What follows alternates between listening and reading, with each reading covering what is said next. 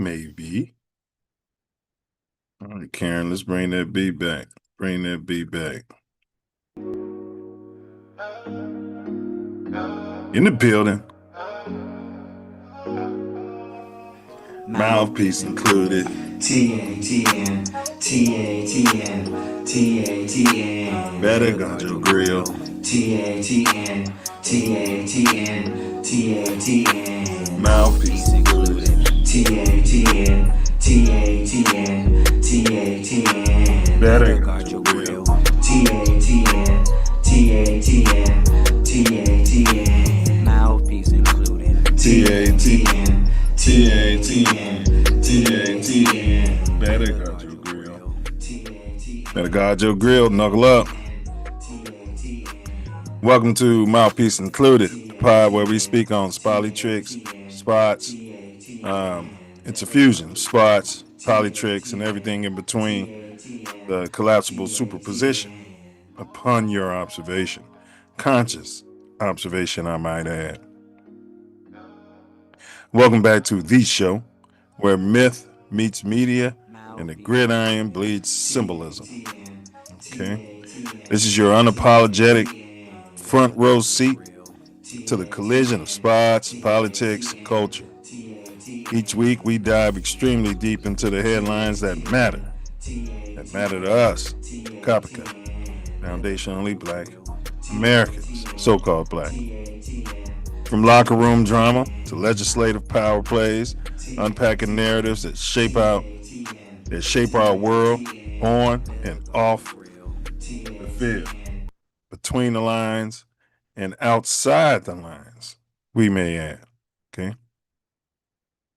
Whether it's a viral moment, a controversial call, or a political pivot, we're bringing the heat with sharp takes and layered context.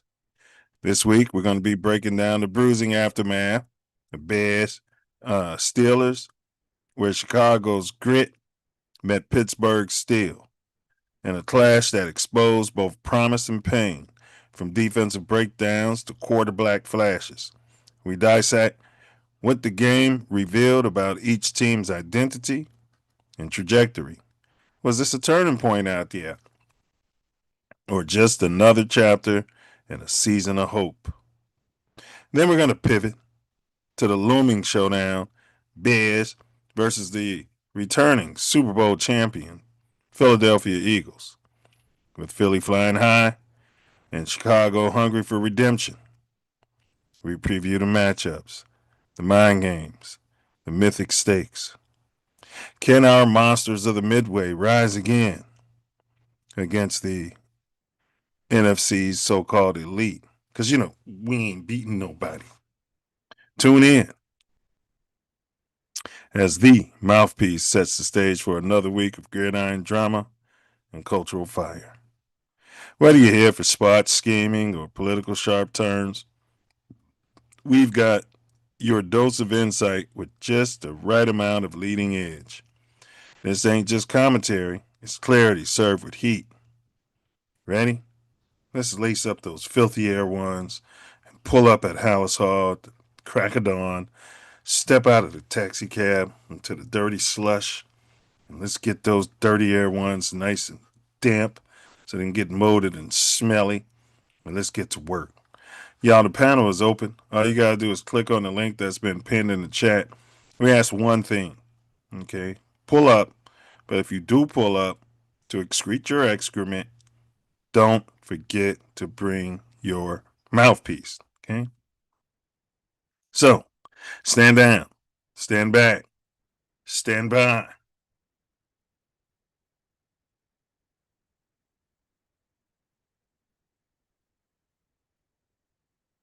Or pull the F up.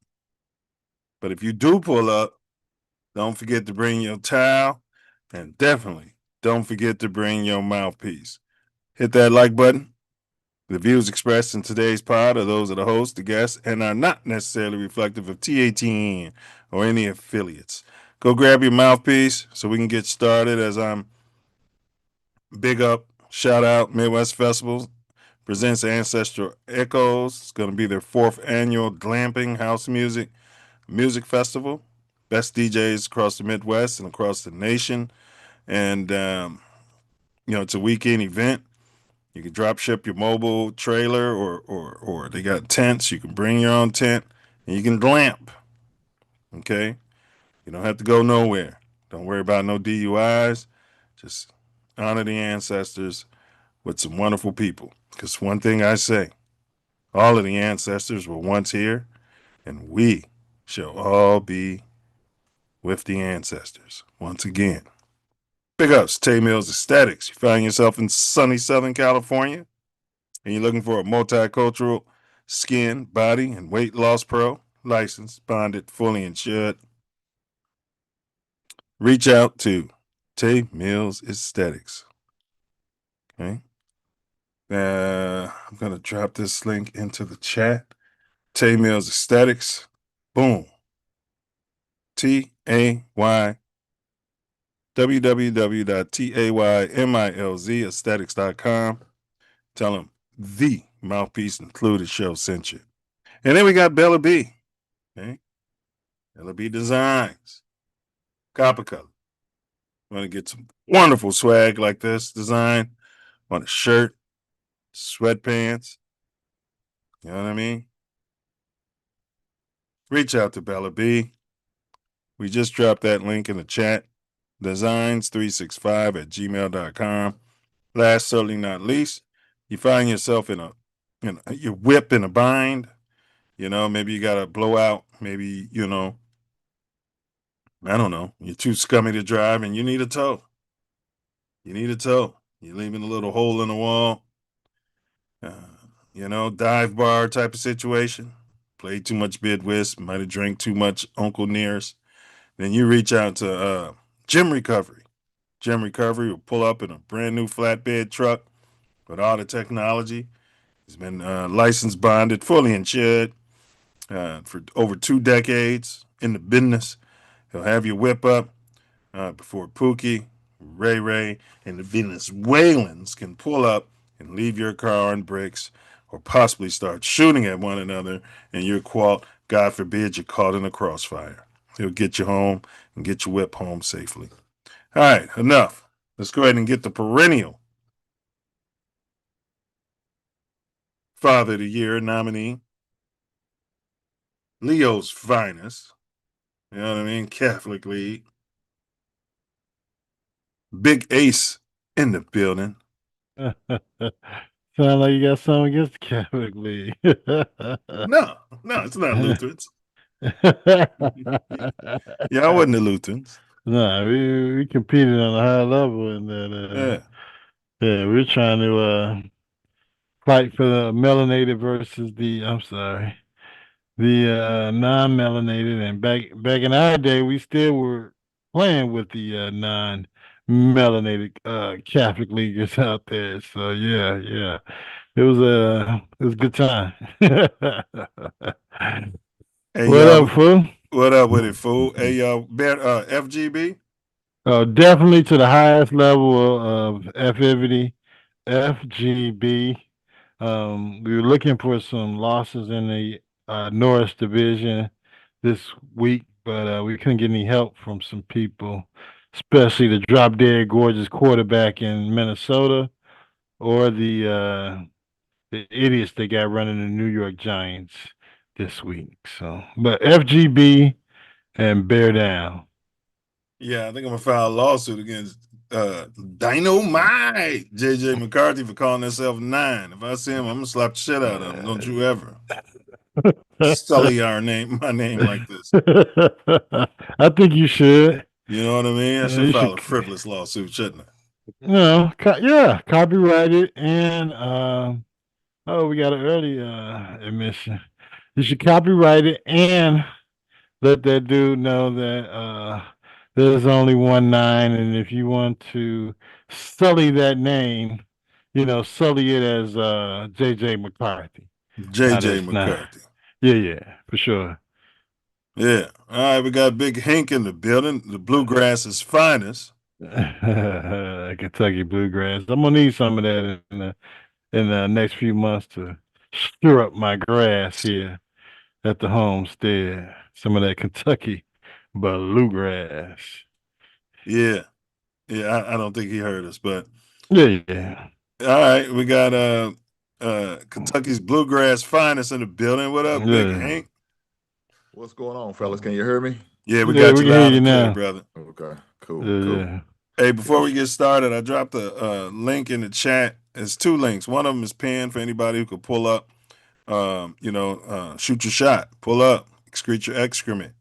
So that's the link that's pinned, and the last link that's in the chat is a poll.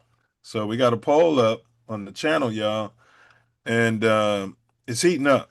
The poll is: would you trade Caleb Nails Williams for Jalen Hurts? Yeah. Would you Alrighty. trade Caleb for Jalen Hurts? And we got the Jalen Hurts Bowl next week. Yeah, I already answered. Yeah. Well, we're going to reveal our answers at the end. If you guys haven't voted on that yet, just click on that link. We'd love to hear from you. It's totally anonymous. Right now, I can tell you 50% are saying no and 50% are saying yes. Wow. Okay. Interesting. Interesting. All right, y'all. We're gonna skip the Wemby watch. He's kind of cooled off a little bit. We're gonna skip the Bulls because once again, our Bulls are flirting with the play-in game. Yeah, We've been doing absolutely. that since Rose blew his knee out. I don't know. There'll be 41 and 41 and 41 or 42 and 40. Hold on, man. I mean, come on. He said the It's- playing game already? You talk about the playing game already? Man, every year, bro, I could put money on it, man. You put money on. They started out 6-0. The over under is 36. Take that because they're gonna win 38 to 40 games and they're gonna be in the playing game. You can put money on it. You banking that? I'm banking it. Damn. What are we, 20 games in? We 20 games in right now? It don't matter. Yeah, You they can be- 9-7, so about 16 for the Bulls. And he still about playing the game. It's been like the last 8, and they right there with it again. They the ninth seed right now. We the ninth That's seed. We crazy. live there, bro. That is crazy. We went I'd from really number say 1 to 9. Since your boy got hurt, Ball. Since Ball got hurt, we've been flirting with the play-in. Well, we got rid of him. So now they talking about trading his brother here to Chicago. I don't know for whom, but yeah, that's the flirtation of the NBA trade wire. Yeah, and before we go with our first topic, can we get an FGB out of you, Ace? FGB to the highest level of FIVity. FGB. Hank, can we get an FGB out of you, bro? FGB all day, every day, brother. Now, And I'm going to say FGB as well. And Diesel, can we get an FGB out of you? F referees, as usual. Yeah, God damn. that's all you're getting out of me, bro. All right. What's Boy, up, Diesel Diesel? fighting it What's to the up, end, bro? man. Some Fighting it to sort the of end. some sort of packer backer. Yeah, well, don't do that. He'll get offended. We All don't want to right, start him up early. I don't want to get the engine going, the lawnmower going early. Yeah, not early. All right, so y'all, former Olympian turned alleged drug kingpin accused of ordering killing of witnesses. Former Olympic snowboarder accused of being the ringleader is still on the loose. Ryan James Wedding. Drop dead gorgeous. Done. Smart. A 44-year-old Canadian and member of that country's 2002 Winter Olympics team is accused of running a criminal enterprise, a RICO, that has smuggled 6 metric tons of cocaine. Did you say metric tons? Yeah, cocaine a year into LA. You know what I mean? And they blaming Pookie and Ray Ray for everything that's going on down on Skid Row. You know what I mean? When this guy's been, he's got to be working for the CIA or something. Yeah, man, that's more than Ronald Reagan. Yeah. Shout So out he's to a modern day iteration of Pablo Escobar. Shout out to Oliver North. Yeah, Ollie North. He's a modern day iteration of El Chapo. Law enforcement in D.C. announced charges and a massive $15 million reward issued for his arrest. Christ. Man, let me find out where he's at. Man, I'm snitching. I'm showing up to court. I'm wearing a little snitch hat. He's on Epstein's island with Epstein. Oh, Lord. All right, he's orchestrated murders allegedly against his rivals, according to the assistant DA. who didn't say allegedly. So Mm. against anybody that crosses path. The charges allege Wedding, who's on the FBI's 10 most wanted list, ordered the killing of a witness who was set to point him out in court for the $15 million. The murder of the witness in Colombia earlier this year was a cruel, cold-blooded act. All right. What's you guys? We don't want to spend a lot of time on this. What's y'all take on this right here? They can't find this guy, but they got Pross in jail for 14 years for giving money to Obama's campaign. No comment. He's probably in that part of the Amazon where it's too thick to get in there. He's probably hiding out there. They ain't gonna catch him until they want to catch him. Yeah, they don't want to catch him. He's in Epstein's island, and I'm sure he's playing a lot of people to stay free. The CIA, the Colombian intelligence agency, probably whacked him. Nah. What? If they whacked him, they'd know about it. They ain't whacked him. Like I say, if they want him, they'll get him. Yeah, they don't want him. When they ready to get him, they'll get him. But if he's in one of them undetectable parts of South America, good luck. All right, Hank, you got anything on it? Or then we're moving on. Man, I'm not going to touch this, man. This is crazy work because I don't want me to be number 16. That's fair enough. All right.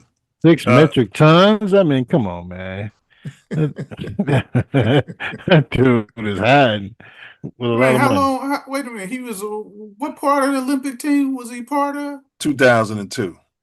But I mean, what was his? I thought you said snowboard, didn't you? Snowboard? Yes, snow. But the snow he was boarding on was the cocaine.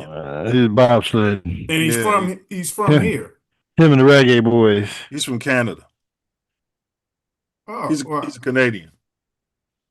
And he's doing all of that in the go figure. Right. But and they really, if he's Canadian, then what? I mean, yeah, we get him because if he's bringing it here, but wouldn't it be he flooded the streets of L.A. Yeah, wouldn't it be Canada that was? No. Just like when you go to China and you steal a pack of Black and Milds, you gonna go to jail for life. No, they're gonna chop your hand off. I'm saying, was he living here or living in Canada? Or Mexico, or South America. Who knows? Who cares? Pablo Escobar lived in Colombia, and he was selling as much drugs over as he could. This guy was probably up in Toronto, partying and going to the carnival and selling allegedly metric tons, allegedly. Yeah, but Escobar, that was the whole thing. Is he didn't want to get extradited to here. He wanted to stay there. Who, Pablo? And when he stayed there, he was. His prison was like his own little compound. Oh, so does this guy. I mean, right, well, that's he doesn't want to be found. What's the details? But I mean, we ain't got time to talk about that. The details is he sent 6 metric tons of cocaine to L.A. And they're looking for him, allegedly. All right, we're going to push on, man. Deion Sanders' son is in the middle of a game against the Raiders. Cleveland's 2-8. This is Deion's first time getting his son, Shadur, his first time getting what word am I looking for? First team reps. A start and first team reps. Yeah, I think he's playing against the coach and I was watching the game. I've been watching. I think I watched almost the whole first half. So he's 7 for 11, 127 yards. Right now, and they're up 14-3. So I tell you what I witnessed. I think he did like a 3 and out or something like that, and then he did on a 3rd down and long. He scrambled, rolled right, and threw a bomb dot right on the money. Dude caught it. He got tackled at like the 1. And then they did They took him out and put in like the back and run like a Wildcat. Yeah. They scored their 2 touchdowns on Wildcats. But then he threw a pick. It was one of them quick reads, and he threw it, and the guy dropped and came over off of where he was going and picked it off.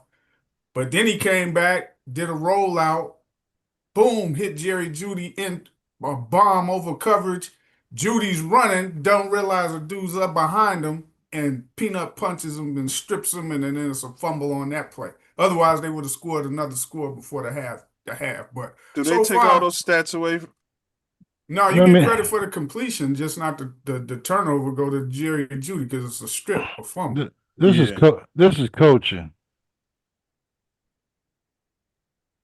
So far he looks. I mean, you could see the spark. I mean, when he threw that bomb to that dude and he caught it, man, all the defense they showing Miles Garrett and them, and they like, oh my God, and they're like excited. You know, they weren't getting that with Dylan Gabriel Yeah, at because all. According to Stephen A. Smith and all the national pundits, if this guy stinks it up today, he may never get another start in the NFL. Tell Stephen A. Smith Um, to stick it up his bum.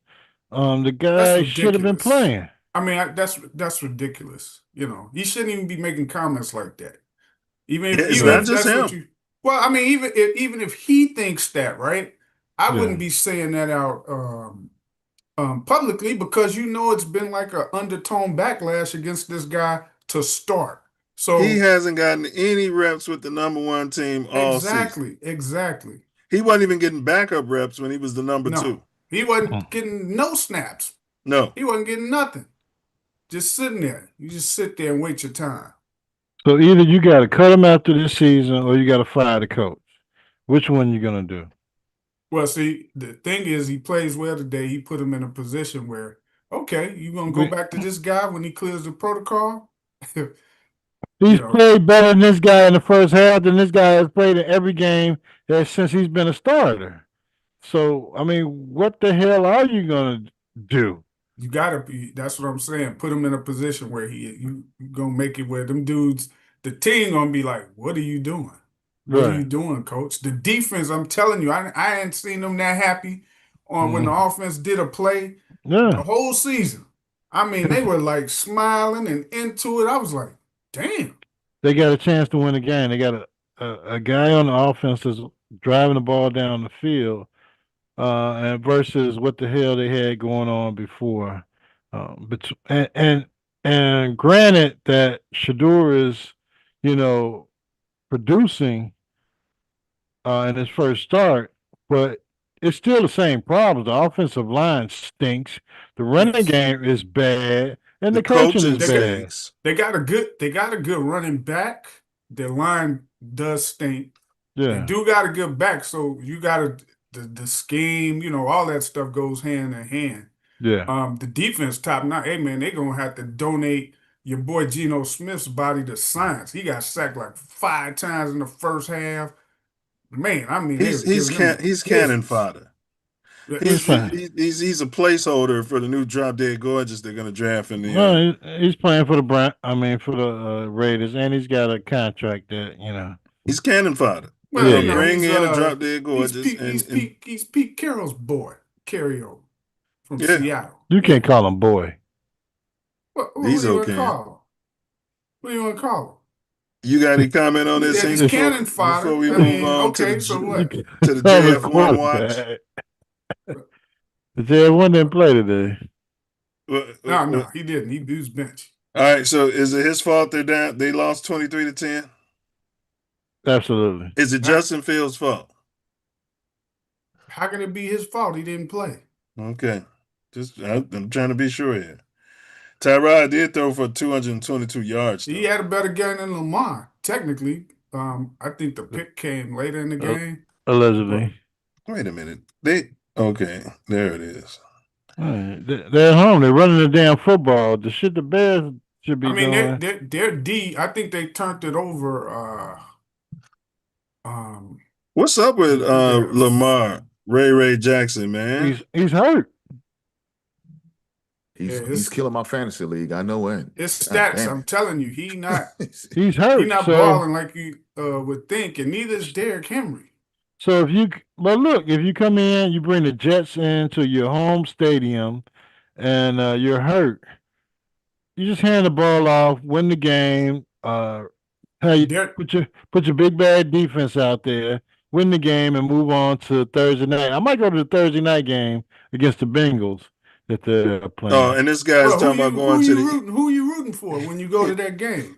I'm rooting for the damn Bears. I'm wearing And Bears he talking about gear. going to the I'm Eagles. saying if you're going to this Ravens game, Yeah, I want yeah. to know who you're rooting for because I can bet on the other team. Because Oh, when you go to a I'm not game, rooting it's for a done. anybody. It's What a were you done saying, deal. They're Diesel? not- Diesel, what you saying? Diesel in the pregame in the conversation before the show started, he's like, "Yeah, I think I'm gonna go to the Eagles game." But I looked at the prices; they was like $400, so I probably won't go. I'm sitting there like, "Thank God." Thank God for that blessing. We I got a mean, we chance. don't. Hey, any Yeah, we got game a He he said we go got a chance. to, chance. and he's rooting for that team, just tear up You your know bet he rooting for the slips. Bears, so if he show up, you know what I mean. Oh It's yeah, gonna be it's a a good wrap. game, It's a but they gonna wrap. lose. No, I'm gonna do I might do Thursday night football and do some drinking and partying, but yeah, the Philadelphia Eagles are charging prices like they're the Super Bowl champions and they got a brand new stadium But which that they game don't is on have. Friday, right? Yeah, Yeah, it's Black Bears Friday. game Friday. Yeah. Yeah. Copper But the, colored the, Friday. the, the That's just Ravens, their racist. defense been playing better like the last 5 weeks. They've been playing Yeah. way better than they did the first part of the season. Yeah, but their tickets are a lot more reasonable than Philadelphia, so I might end up at that game. Well, we'll move on. Quarterback of the week. We're talking last week. Who y'all giving the nod to? Black quarterback of the week. No, Caleb, I think, won the week before most of our votes. definitely not last week. He didn't win. It wasn't Lamar.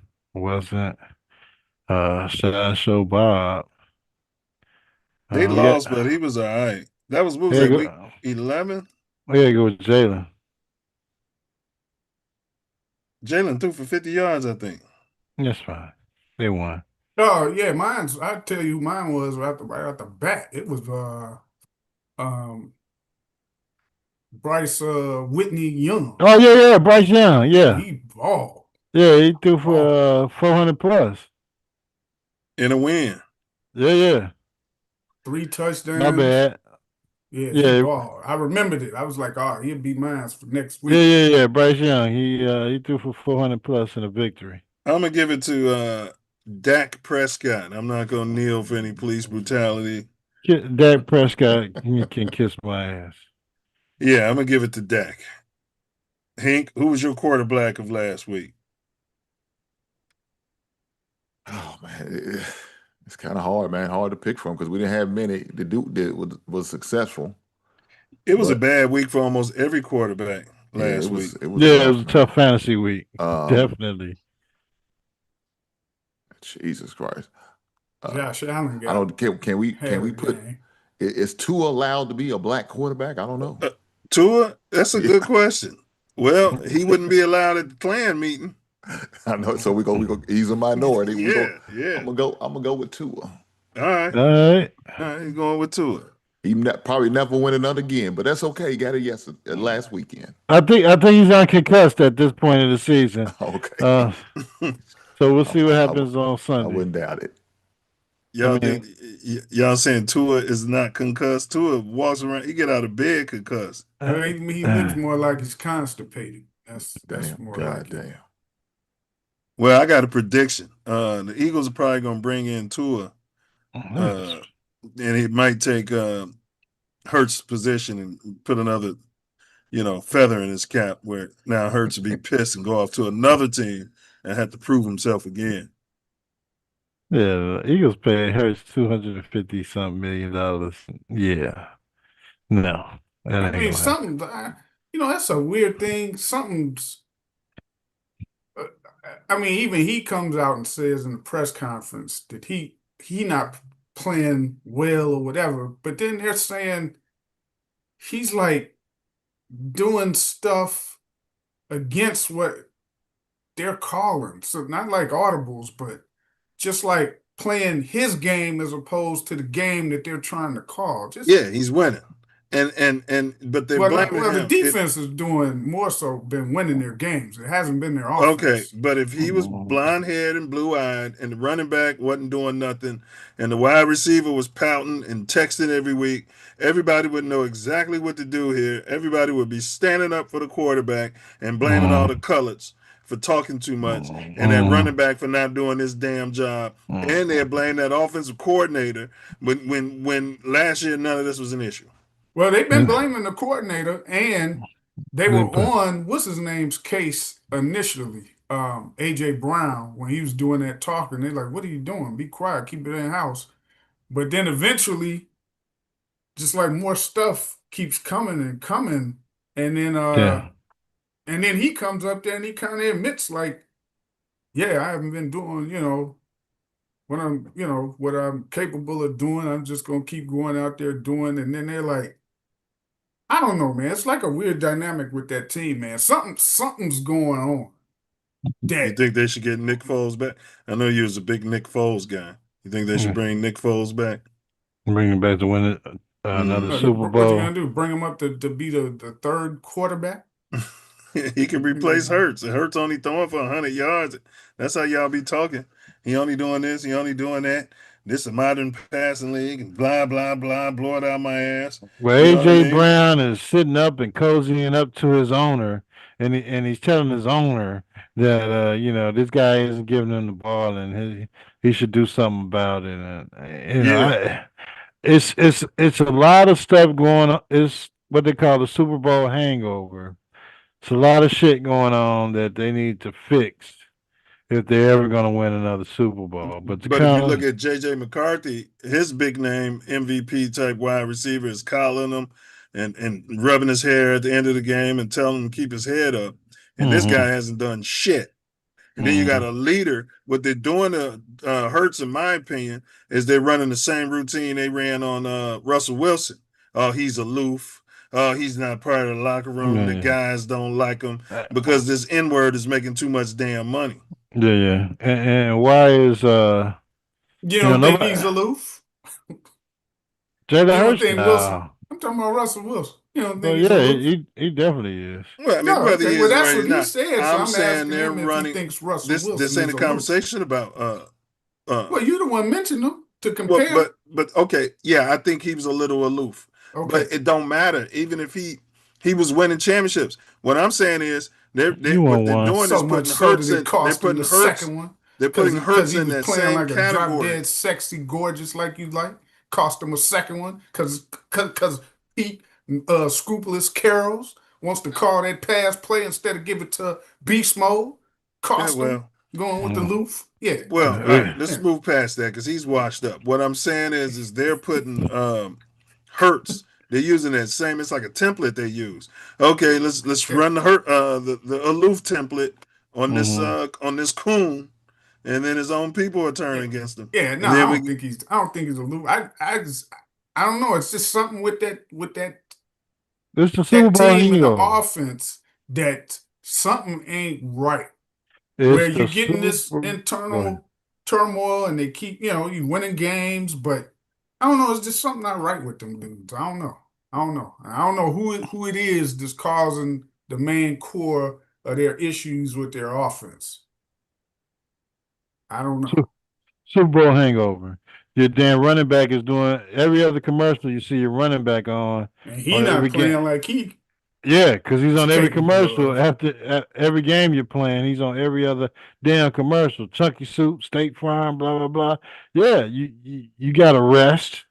You got to replenish your quine and be ready to play the next season. And, of course, as you can see, he was filming commercials. I think Jalen Hurts is doing what he can to guide his team toward wins, and it may not be getting your ass stats to get you $100 million contract, which is probably what's upsetting you. But he's doing what it takes to win games. You're in first place and you're in number one spot in the NFC. So, I mean, what is there really to complain about if you're playing team football? Correct. Well, we're going to push on. Big ups, TJ Edwards. We're not going to run this whole video. Bye, nice to but I always talk about the Bears don't be coming on the block. You don't see them out west on the south side. So maybe they're watching. When you are 7-3, first place in the division, and winning games when you're really not playing your best football. By the way, T.J. Edwards has missed Well, 8 not games, the but they 7-3. may get him back this Sunday. We'll The see. quarterback's black, so you're not Okay. playing your best football. And Okay. he's about to surprise a whole bunch of kids over at the Boys and Girls Club of Chicago. Our Casey That's the Standahauer west is side. there with more. Casey. There's the one on the north side. Which one? Jeff, Is this the right, Michael I am Jordan here Boys on and the Girls south side of Club? The Boys and Girls Club. It's loud in here. There are over Mm-hmm. 100 kids all lining up No. to see Bears linebacker TJ Edwards, and he's delivering a different kind of impact play here tonight. You So see all 100 that kids getting melanin? winter coats and hats. I'll step aside for a second to show you what's been happening here. He's making sure every kid here is suited up for the elements, just like he usually is on Sundays. Now, we know he's been battling an injury. He did have surgery, battling a hand and hamstring injury, but he took time to pass out gear, sign autographs, staff. take We photos. tell me what in And that the Boys pizza. and Girls Club here says nights like this are game pizza order changers, in? helping the kids build confidence in their Pizza- community. We will pizza hear with the from stuffing Edwards in it, at and 6 the o'clock, and pepperoni. we'll ask him maybe Did if you he'll order be it yet? returning and what he thinks about giving back to the Because, community where he's from, TJ gonna want that and pizza also by how the those time he Bears, get those here. 7-3 Bears, Man, are is doing. that But a for now, dude back or to a you in the woman? studio, That Jeff. dude Shit, live in That's good to Bridgeport. see you What there. the Stash. That was the Bridgeport. Yeah, man, she live in Bridgeport. I ain't never been to no damn Boys and Girls Club in damn Bridgeport. Where they ship all them colors in from? Oh, and Bridgeport's right on the south side of Chicago. Well, they had to come in there on a steel bulletproof bus to get over Well, there. They Well, took Brid- the L and they had them out of there before the sun went down. Yeah, Yeah, come on, y'all Bridgeport- know how that goes. Bridgeport is primarily Asian now, actually. I thought it was Hispanic and Asian. No, It it's is. It it's is. Asian. Got both of them mixed in now. Mm-hmm. Well, The you night- guys, what the- they're doing in Chicago is what they did to LA. It's all going to be Hispanic, Asian, and your pinks. Yeah, the nice part is Bridgeport is Asian. I don't know about the Hispanic. But I mean, they take care of their property. They try the property value up, and I can't complain about it. All right, so big ups, TJ Edwards. This one might make y'all feel good. I know Diesel will like it. He should love this. And Rogers is inside the pylon. Touchdown Packers. It's Rogers running for the score.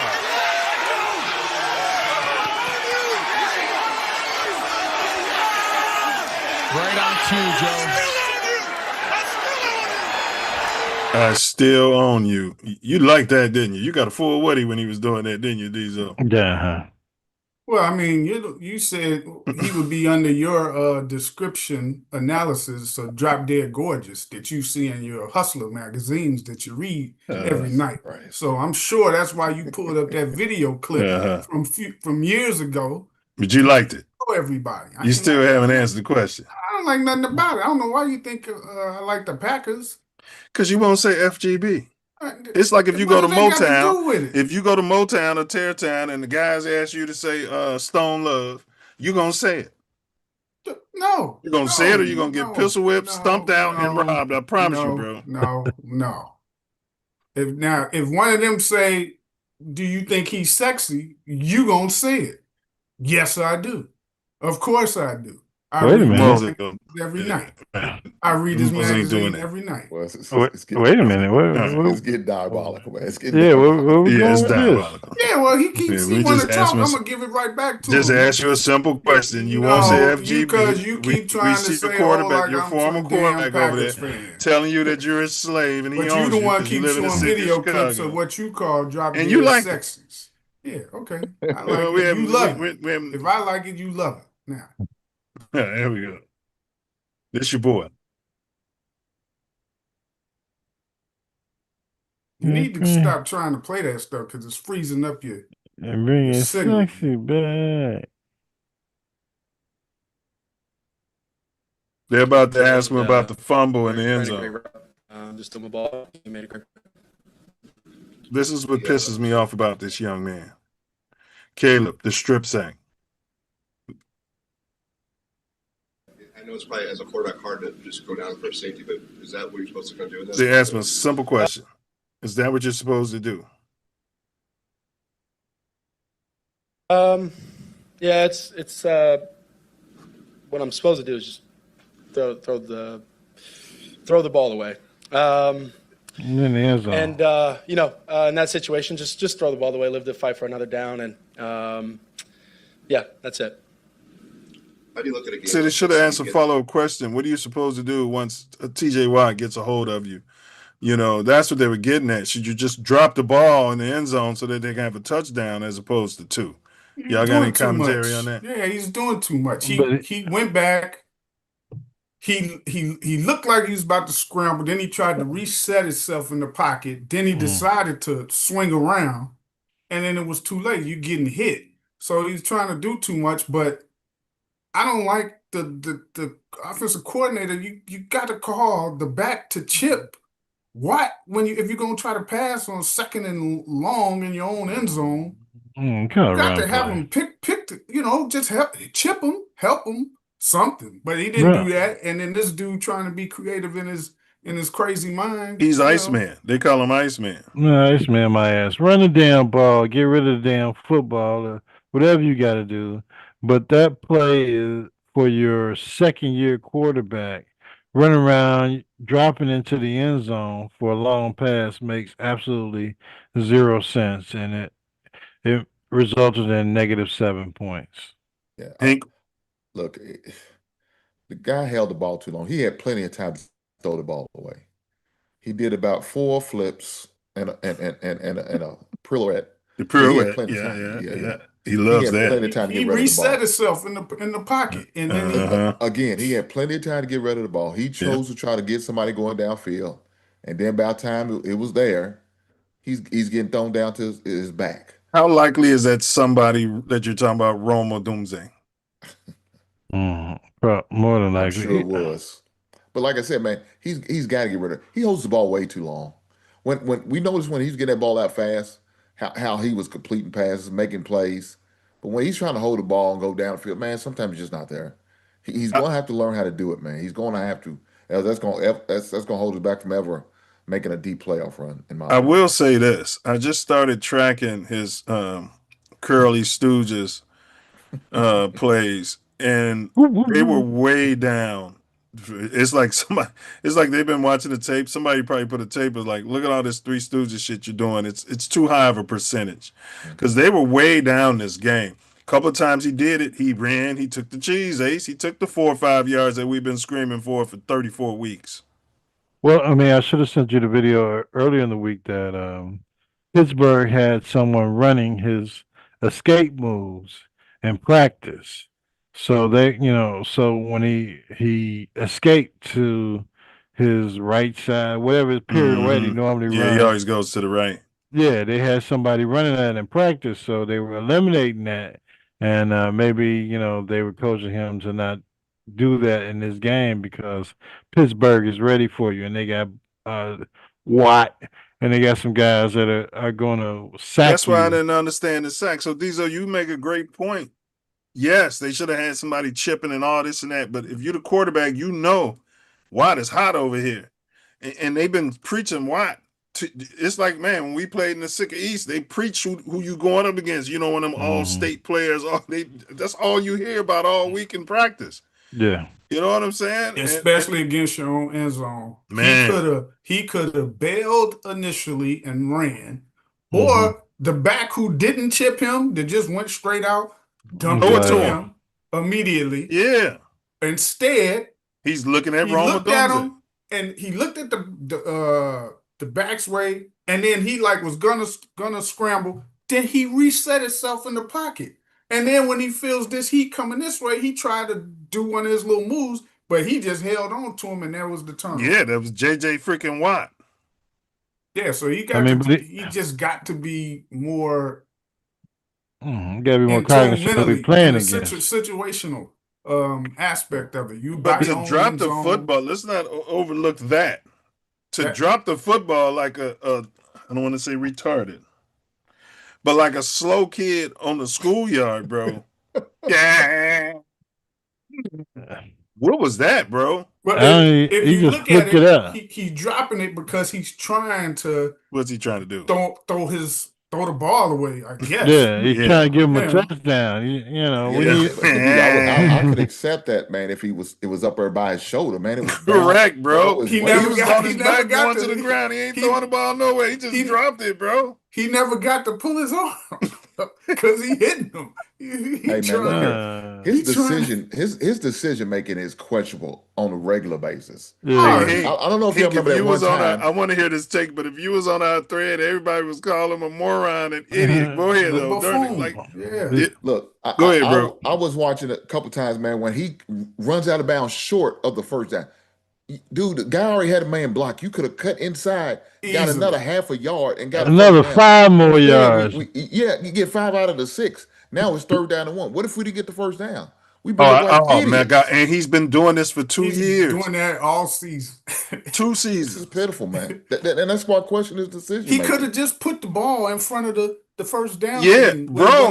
Nobody was going to hit him. He could have just cut inside and got some more yards. Yeah, easy. Or took the first, like he said, and then just slid. He'll slide before he gets to the first down. Yeah, he'll slide right there, and get up happy about it. Do you know what I'm saying? Gets up, and the rest of the team is looking at him like, you damn idiot. The defense they happy. Yeah, I'm glad you did it. Good job, Caleb. Yeah. Hey, it's them issues that he got that is why I jumped off of him. That his and the accuracy. The accuracy, his ability to throw with anticipation. It was like 3 or 4 things I had just said he's not going to improve to what I would like to see from your franchise quarterback. But the accuracy, ability to throw with anticipation, and you can see like a lot of his throws today, sometimes he'll hit you, and that's the thing. He does some good things, and then it'll mislead you to like, hey man, this dude is our guy. As soon as you be ready to write his ass off, and then he'll fucking do something else, and then you just like, as soon as you be ready to write his ass off, he'll start making incredible. He plays better from behind than with the lead. That's what I noticed. Yes. And the offensive coordinator coaches better from behind than with the lead. Yeah, or a tight game. It's just like when we get the lead, when we had that 10-point lead, I swear I started to put in the chat, we're not going to make it easy. It's gonna be close. Yeah, because I knew we had like 2 possessions where if we get a first down with that 10-point, the game's over. Yeah, before that last drive, when we got the ball back, neither time we went like 3 and out both times. Like, all right, we hold on before we get there. This is Aaron Rodgers. I just want to know how y'all as Bears fans felt about this. So he's been a Bears troll forever. FGB. Right? FGB. And he said he'd rather not be considered a villain in the city of Chicago anymore. I mean, I'm not in Green Bay anymore. This is his quote. I feel like we can let bygones be bygones. Maybe I can, I guess, smug son of a bitch. Then he said it's a great rivalry. In the history of all sports, you talk about the Lakers and the Celtics, the Red Sox and the Yankees. You've got to talk about Packers and the Bears. There's been some great memories there. When I first got to Green Bay, the Bears had the all-time series lead. How's he letting bygones be bygones? When I left, the Packers did. Since J Love has taken over, it's gotten even better. I hope those fans can put that behind them. I'm sure they can. I don't expect them to. And then he went on to say something about why he's used to watch WGN and all this. Yeah. F you and the horse you rode in on you. Yeah, he said, yeah, bro. Yeah, man. All right. So and then didn't play in the damn game. Do you guys accept his apology? I'll start with you, Diesel. Do you accept his apology? What the fuck was he apologizing? Man, what is he apologizing for? First of all, for being a troll. Oh no, fuck you. You go ahead and say what you want. We don't like you no way. So we don't like you. We don't like the Packers. So whatever you got to say or you've been saying, you keep that same energy. Keep that same energy. Don't That's what me and they change said in pregame. Now that your skill level ain't the same, because I wish he would have played. Because to me, Mason Rudolph probably played as good, if not better, than he would have played in that game. I'm ashamed to admit this. This is why we don't get peace treaties and truces in Chicago. Because better game plan. Ain't no let bygones. You come in, you slap the shit out of me, you spit on my family's face. Hey, can we let bygones be bygones? That's old stuff. Why Yeah, y'all not keep a bringing up review. old I brought a stuff? turkey over for Thanksgiving. Can you leave the Yeah. turkey? You go in the backyard. You about to get your ass. All right, Yeah. Ace, I'm gonna throw it to you, and then Hank. Do you accept the apology from the great Aaron Rodgers, first ballot Hall of Famer? It sounds like we almost got it, but can we get an FGB out of Diesel? No, you're not getting that up out of me, man. I mean, you were close to saying it No, when you were talking about Aaron well, Rodgers. fuck him. I don't care about that shit he talking about. We But keep you that won't say same energy FGB. that he had. I don't Same understand it. energy. You need to see a psychiatrist, bro. Yeah, I Low need to key. see a some type psychiatrist because of. you But I think telling they me got to some. say. They got some information on Diesel. That's all it is. Don't They they? got some Yeah, information. they do. Some Yeah, they pictures. do. I mean, I don't know why he wants Some me military to. Why he pictures. want me to Some make a military. statement They against all him? went to the Packers Bears game, and then something happened. Yeah, Don't let me, right there in Diesel, Green Bay, don't- Wisconsin. Diesel, don't let me see on that Epstein list. I promise you, I'm going. Epstein list. Oh man, Don't he let me see coming. on Hey, that. you know he dwelled in the bluegrass area. I don't do that. Don't do that. Bluegrass. Look, I don't give a damn. I don't give a that. When he retire, I'm gonna still say the hell with Aaron Rodgers. I can't stand his ass. You know, I hope we could knock him out like we did Well, I ain't gonna Brett say all Favre. that. Brett Favre. I don't want to injure the man. Damn, Diesel. I do. No. When I say Okay, knock you him too. out, I want to end his damn to career in end his Chicago. career. I'm not going to today. verbalize that. It's bad karma, and I think this is what. Look at this, Dad. All these people came out just to honor you. I think this is what Hank was. You wouldn't have to this go is the through this, stuff. Diesel, if you just say FGB. That's all you This got to is the do is say stuff. FGB. I think This this is is the what stuff Hank was insinuating. that the host of your show digs up and finds to play. This is what I'm talking about.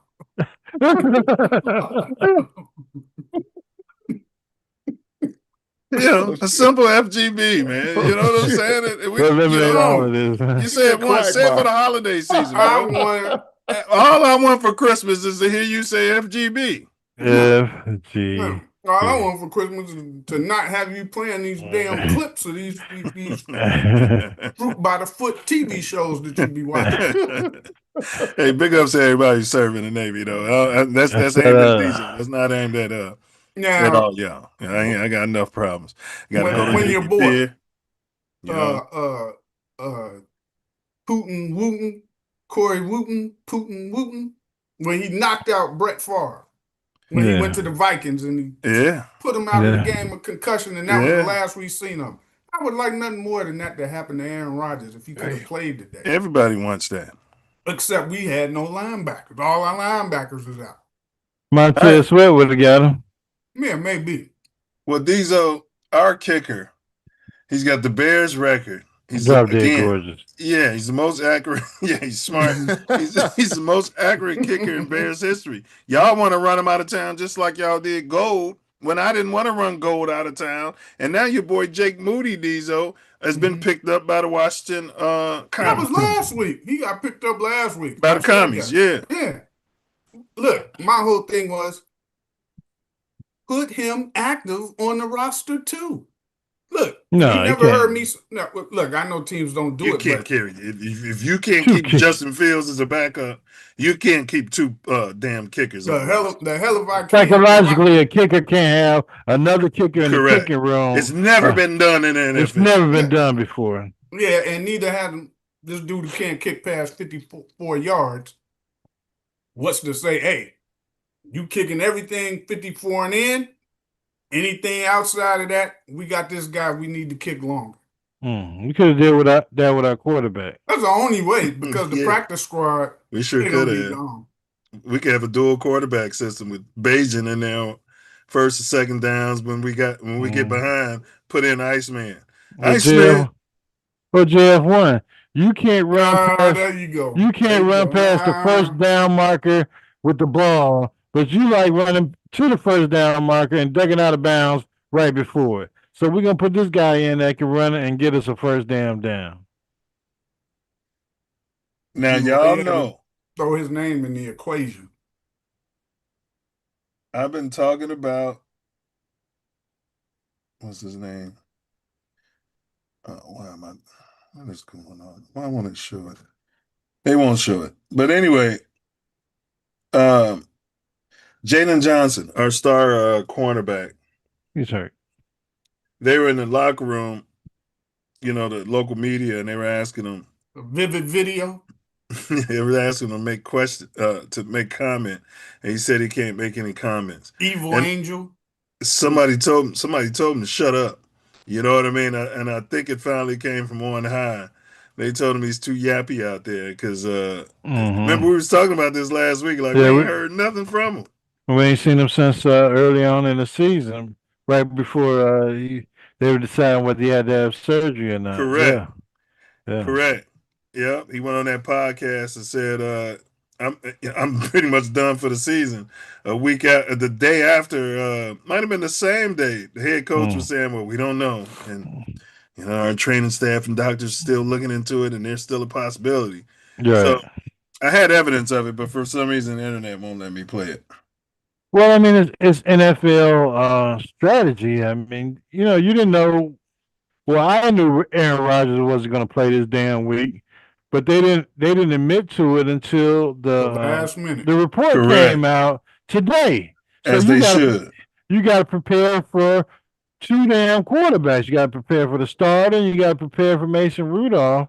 I mean, allegedly, their style of play all the way up into game time because you don't know who the starter is going to be. But why doesn't I know there's this theory they say, all right, if Dezo the starter and Ace the backup and Dezo's questionable, we're gonna prepare for Dezo only.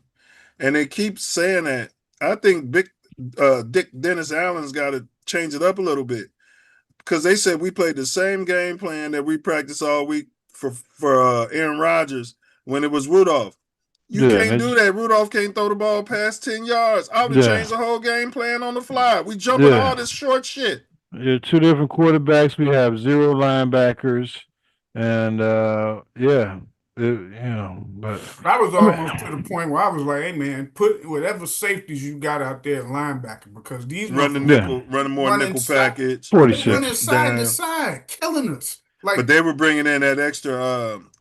They was going heavy jumbo, bringing in that extra tackle. So if you go on nickel package, it was going to be some business decisions being made out there. Yeah, they were being made. Yeah, they weren't. They were doing have a choice. Everything was to the outside. We tightened it up a little bit in the second half. But then when they started coming back near the end, they started doing it again. They would run plays to the outside, screens, quick throws to the outside. I'm like, man, they got no lateral quickness, man. These linebackers they got. I'm like, man, put all. Well, we was missing Butch Stud over there, and they went right at it. They put a man. And then I turned the mic in there. Yeah, okay, 15 damn tackles. And then I turned the mic to Jalen Johnson after the horde of reporters the amoeba had started to move away from Tyreek. And I said, "Hey, Jalen, you going to talk today?" And he said, "No." And then I said, I thought for sure that you were going to talk. I mean, I know you don't have to, but I thought for sure that you would talk. And he said, "That's above my pay grade," with a smile on his face. Yeah. So, somebody told him to take a big cup of STFU and sip it very slow. I think it was the head coach who told that to his damn general manager also. I don't know what the hell y'all got going on before I got here, but I'm the HNIC in charge for the Chicago Bears. You, Kevin Warren, all you son of bitches, take a big cup of STFU. This is my team, and then we'll go from here. And if you got any questions, holler at me. So that leads us to the Bears. We'll start with our predictions. Ace is 7-3 before this game. So Ace is 8-3 right now. Dezo is 4-6 after this game. Who's big? No. Dezo's 5-5. No. After this game. I'm 8-3, and Hink moved up to 4-2. So I had Steelers. Ace had Steelers 23, Bears 28. Dezo had Steelers 18, Bears 23. I had Steelers 20. How many did the Steelers score today? 28-31. Yeah, and I had the Bears 24. And Hank, didn't we get your pick? We got your pick, didn't we? I thought we had your pick. Hank, did you pop out last week? Yeah, I don't know if I came last week. No, he didn't make it. Dinner was cooked early last week, so we never That's seen it. right. That's right. That's right. That's right. They had an Yeah. early dinner. And he Right. gave something about the hot water cornbread being done. I was like, leave that man hot water cornbread alone. Baby, go get that tea. I had it sitting on the porch getting some sun. You know what I mean? We're gonna get us some country Hey, tea. look here. Put some of that bluegrass in that tea. I got a beautiful wife who doesn't mind cooking for her husband, and I won't complain about it. Fantastic. Hey, we ain't mad at you. All right, so that's our expert analysis, y'all. So looks like we all got it right. Let's start with the defense. We were just kind of talking about it. What y'all see out there? I mean, for being that we had a lot of guys missing, man. I Five don't starters. I don't think we played too bad, and especially our linebacker core. We went through a lot of guys. Everybody. Even with the backups was getting. Backups had to get some run too. So the DBs was getting hurt. Yeah, as a collective, look. I guess I hold my grade for when we give out grades, but I thought they did pretty decent for the circumstances that we was put in. So I'll give them a lot of credit for that. Yeah, he's yeah. I think they played well. I thought they played, well enough for their situation. It was you seen some effort with certain people.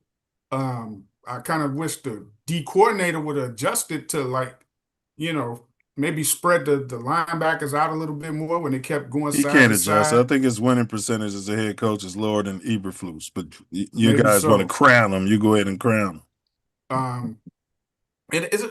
I wonder who's our strength and conditioning coaches, man, because these guys, I mean, Tariq Stevenson, he was just on the sideline yapping on a play, and then all of a sudden they say he's out with a little hip point or something. I saw when he got hurt. What are they getting? I was like, it's simple plays that seem to knock these guys the NFL, baby. Well, I think he was hurt from last week, though. So yeah. He been hurt for the last 4 weeks. He shouldn't be over there yapping like he was, because the simplest he can't stop take it. You out of here. You saw him in the Washington game. He was yapping when the Hail Mary was going. You're not gonna be able to stop his yapping. Yeah, I believe they played pretty well. By the time we got to the second half of the game, you're down 6 defensive starters. So you're out there with, they are who we thought they were. I mean, they did the best they can with what they had. By the time we got to the second half of the game, you're looking at linebackers coming up from the practice squad playing. Amen Ababubu had 14, 15 tackles, and he didn't even expect to play. So, it's the NFL.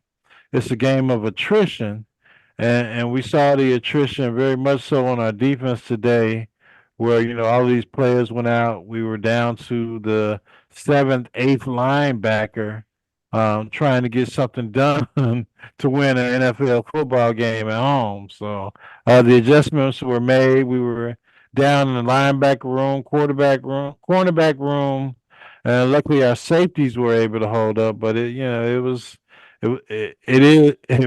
what we thought it was going to be when we went into the game when all our starting linebackers were hurt. So, shout out to the defensive staff. That was huge, man. Those safeties were important. So that's a great call on that. They did step up and played huge. And you had a different mic. You had 2 different mics in that one game, bro. You know what I mean? And they asked Sweat about it after the game, and he said hats off to those guys. He said they did a great job getting them in the right positions. I want to tip my hat to Jiminy Crickets. I'm not going to eat crow. He won't go on the practice squad. He has earned a roster spot. So far as Ryan Poles should be trying to sign him now on a team-friendly deal. Did you hear what they said they're paying him? $1 million, 1 year, $1 million. He's on a 1 year, $1 million deal, man. Call him in the office and extend him 2 seasons and give him like $4 million or something like that, bro. It's too late now. Merton Hanks. But the funny thing is, who's going to step if Jalen Johnson decides to come back? Is it going to be your boys? Are they going to sit there, right? They going to let him play? Are they going to sit Stevenson? They probably going to, I don't know. Stevenson's hurt. Stevenson's hurt, so he's got to sit down. They're going to give him a few weeks to get healthy. But then, all right, assuming they're all healthy, who's your number one and number two? That's what he's asking, essentially. Jalen Johnson's your number one. You're going to sit Stevenson until he gets healthy, which you could probably put him on IR when Jalen Johnson comes off. And then hopefully, by the time he comes off IR, we're heading to the playoffs. Right. Once they're healthy, who's your number one and number two? Assuming they're all healthy, who's your number one and number two corner? Number one is going to be Jalen Johnson. Number two is Nashawn.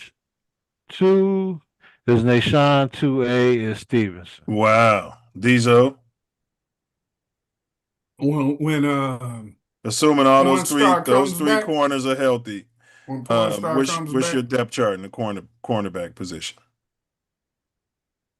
Oh, I'm not. If he's healthy, I still ain't gonna let him start. I let him. One of them dudes gonna come out the game with a little injury from the slightest little thing. You're not letting who start? Jalen Johnson? Yeah, take it easy with him. What? We've been winning without him. Once he's healthy, once he's ramped up. What do you mean we've been winning without him? We've been winning without him all season. He ain't played what? 1-2 games? 1 game? 2 games? This dude is an all-pro, man. He played a quarter. I'm not disputing that, bro. He played a quarter. He's a shutdown corner, man. He paid him $100 million, man. He's got to go out there. I'm not disputing that. I'm saying. Okay. Once you ramp him up. Okay, so when he's fully healthy, yes. Right? After they done played him maybe sporadically through some games. Yeah. Oh, shit. Him, I'd put one of them in the slot so you could flip flop. But you got Gordon. He's always hurt. Doesn't matter. He's always hurt, man. He's back. He's coming back. And you got CJ. He was out. You got CJ Gardner-Johnson, bro. They balling. Both of them. You got that issue too, Inc. Once Gordon get back, who you going with? CJ Gardner-Johnson, Gordon? Hey, we're keeping everybody fresh. Is always hurt. We're keeping them fresh. They always getting hurt. So all right, y'all hang y'all hat on somebody gonna be hurt. Let me ask Hank. He could probably answer the question. Hank, who's your secondary? Assuming they're all healthy, who are you going with? I'm gonna go with Gordon because he has a lot more experience with us. But I tell you this, maybe we only need to go 2 linebacker set instead of going. So we're gonna roll with the nickel, pretty much. Why not? Yeah, you can't do that. And you can put CJ. They're gonna run the ball down your throat. But guys, we got to keep in mind. There's only one team that they really got a potent running game that's really left on our schedule. The rest of maybe San Francisco, but other than them two and Philly, yeah, why not? Well, it depends on what package that the other offense is bringing out, because they would have loved to have done that today. But Tomlin was bringing in an extra tackle, and you couldn't have had all them lightning ass DBs out there. You got a fullback out there. You got 2 tight ends. They had a tight end that was like 400 pounds running around out there, and an extra offensive lineman. But I hear you that you have to lean to that as much as possible. I'll answer the question. Jalen's my number 1. Oh, we missed. Tyreek's my number 2. And Nashawn's gonna be my backup 3rd string cornerback. You got 5 interceptions. And Tyreek, it don't matter. And Tyreek was playing all pro, not all pro, but all-star football. Now Tyreek is on a short leash. You know what I mean? He's on a short leash. And, on the bench. Yeah. And Gordon would be my starting nickel because we just re-signed him and we got all that money tied into him, and he be balling when he healthy. Yeah. But I mean, I would definitely have. Well, myself, I would have Jalen. I'd have Nashawn in there because he's the hot hand. He's leading the league in damn interceptions, and I have Gordon at the nickel. But I'm definitely spelling these guys every other series or every couple series, bringing in Tyreek and bringing in Gardner-Johnson, or even trying to play Gardner-Johnson at safety sometimes to make it happen out there. He's got the experience. That interception stat could be a bit misleading. He's leading it because everybody's trying him and they're going at him. Yeah, well, he's taking the ball away. He could have Yeah, had 2 today. He could have had 2. He's there. You have to be there on those plays to get an opportunity to do that. Tyreek Badass Stevenson, he's usually there, but he's so worried about arguing and confrontation when he doesn't always make the plays, even though he's usually somewhat in position to do so. so both y'all saying that Jiminy is y'all number 2 cornerback then. He's mine. I am for sure. Yeah, And for sure. Tyreek's going to the bench. Yeah, he can Wow. back them dudes up. And Jimmy, he's 6'3", I believe. So that's why when he's putting his hands up, to take them balls away, his hands are there in front of those 5'10", 5'11" receivers. He's right there when they're trying to catch the ball because he's 6'3". So who's your nickel corner? It's Gordon. You can rotate either Gordon or Gardner Johnson. Yeah, you could rotate them. And CJ could play some safety too. They both can blitz when they need the corner blitz. Yeah. They're pretty good tacklers too. Yeah, they're interchangeable to me. And CJ can play some safety, so that's going to be big. Yeah, I mean, football is a game of attrition. So, now you get into the last quarter of the season and your cornerback room is getting healthy.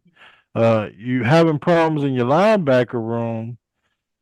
So, hey, you when the last time you seen the Bears have every starting linebacker scratched? Man. And not talking never. And none of them have like a season-ending injury or something, but just like not healthy. Yeah, I mean, it's just and win in the past when we had injuries like this, you could chalk up a loss. You got 2 starters on IR, and your third guy, he's, I mean, we're gonna need what Fred Sanford do it. He's if he has a starter. In Sewell. So it's amazing. That's your quarterback. It'll be very hard to beat Philly with none of your starting linebackers. So we'll see. All right, well, yeah, we're gonna analyze that Philly game, but I hear you, bro. That one for sure.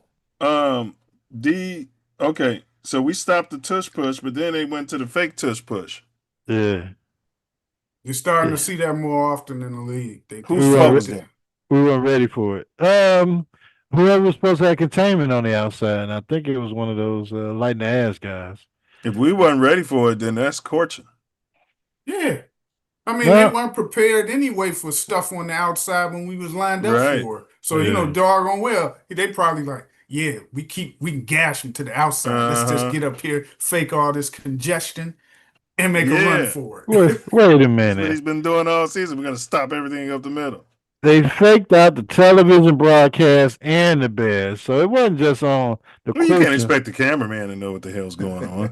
Right. I could have been like, what the hell's going on? This dude's running in the end zone. They didn't tell them that they were ready to play the game. I mean, what's going on? But yeah, Hank, what was your take when our quarterback was sashaying out of bounds, and the fight almost broke out? He wasn't out of bounds. He slowed down and he's sashaying out of bounds. He was literally sashaying, bro, out of bounds. And then the Pittsburgh Steelers player hit him hard. What's your take on that? The fact that you said that man was sashaying is crazy work, bro. I wish I could replay it because I'm like, man, that's exactly what he was doing. I don't know where the hell he thought he was, bro. But I one thing I do appreciate is that his teammates really stepped up, show that they do care about him, they do respect him, and they don't want seeing him getting hurt on a cheap shot. You think that was a cheap shot? That man, you see them call all the time. Imagine that was Aaron Rodgers. Would you have thought that was a cheap shot? Yeah, he'd have got a flag. He would have got a flag. I'm telling you, they called flags. No, this dude was in bounds. That wasn't illegal. No, he was in bounds. Fake like he was going out of bounds and really not. But you see it. Twinkle Toes is going out of bounds. This motherfucker always going out of bounds. I don't know none of that. If he's on the field, I'm hitting him as hard as I fucking can. Especially if he's a quarterback. What are we talking about? No, if you're playing by the rules, it's not.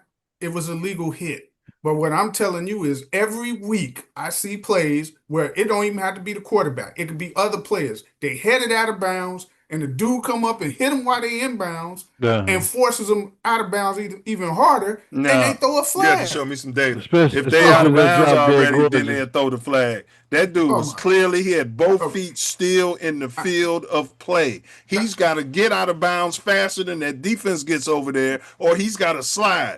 He don't get the sachet out of bounds. That's not how that go. All that's true. I'm trying to tell you, I watch games every freaking week where people are headed out of bounds, they get hit in bounds, and they throw a flag.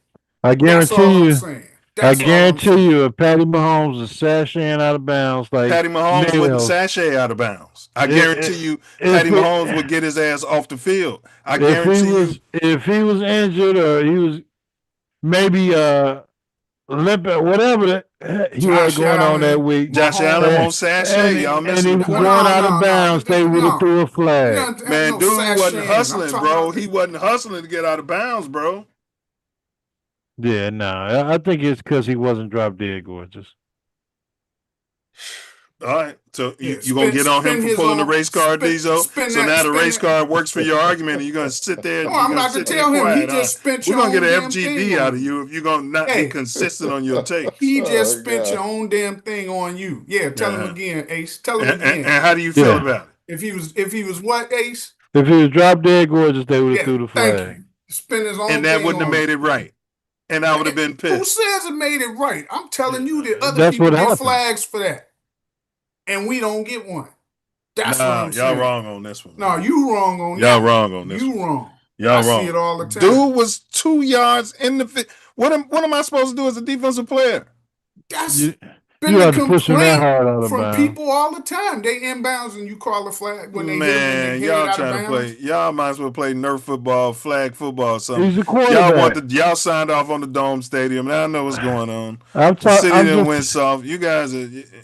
I'm just telling you what the league does on a whole for quarterbacks. He's low key a LA Rams fan. Okay, he's supporting that stadium in Inglewood. He puts all his efforts behind it. It's a beautiful stadium, and it's open air. It is. See what I'm talking about? He knows all the details. It's not a dome all stadium. the details. You know, we the NFC North, and we want a cute little dome stadium where I can get overheated and vomit. Well, you got all that good weather out there, so you know. That's why you got the open air. All right, but you guys, we're gonna agree to disagree. All right, TD pass to Loveland in the second quarter. That looked pretty good. I think Shador just threw a touchdown. Yeah, man. Shador should have been starting. I mean, come on, we all know this. Man. So Loveland looked pretty good, huh? He's reliable, man. I love his hands. I love his hands. He gonna catch the ball, and more. I want Caleb to, to trust him more because he gonna catch the ball when some of these other guys don't. Yeah. He'll catch it. He's starting to trust him. He's a hard read.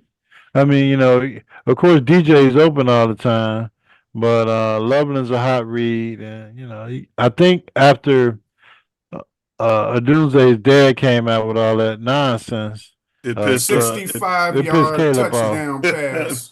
Shador Sanders, 65-yard touchdown pass. All right, there you go right here. We're going to pull up Shador's numbers in a second. All right, there's your receiving. DJ Moore, 5 for 64.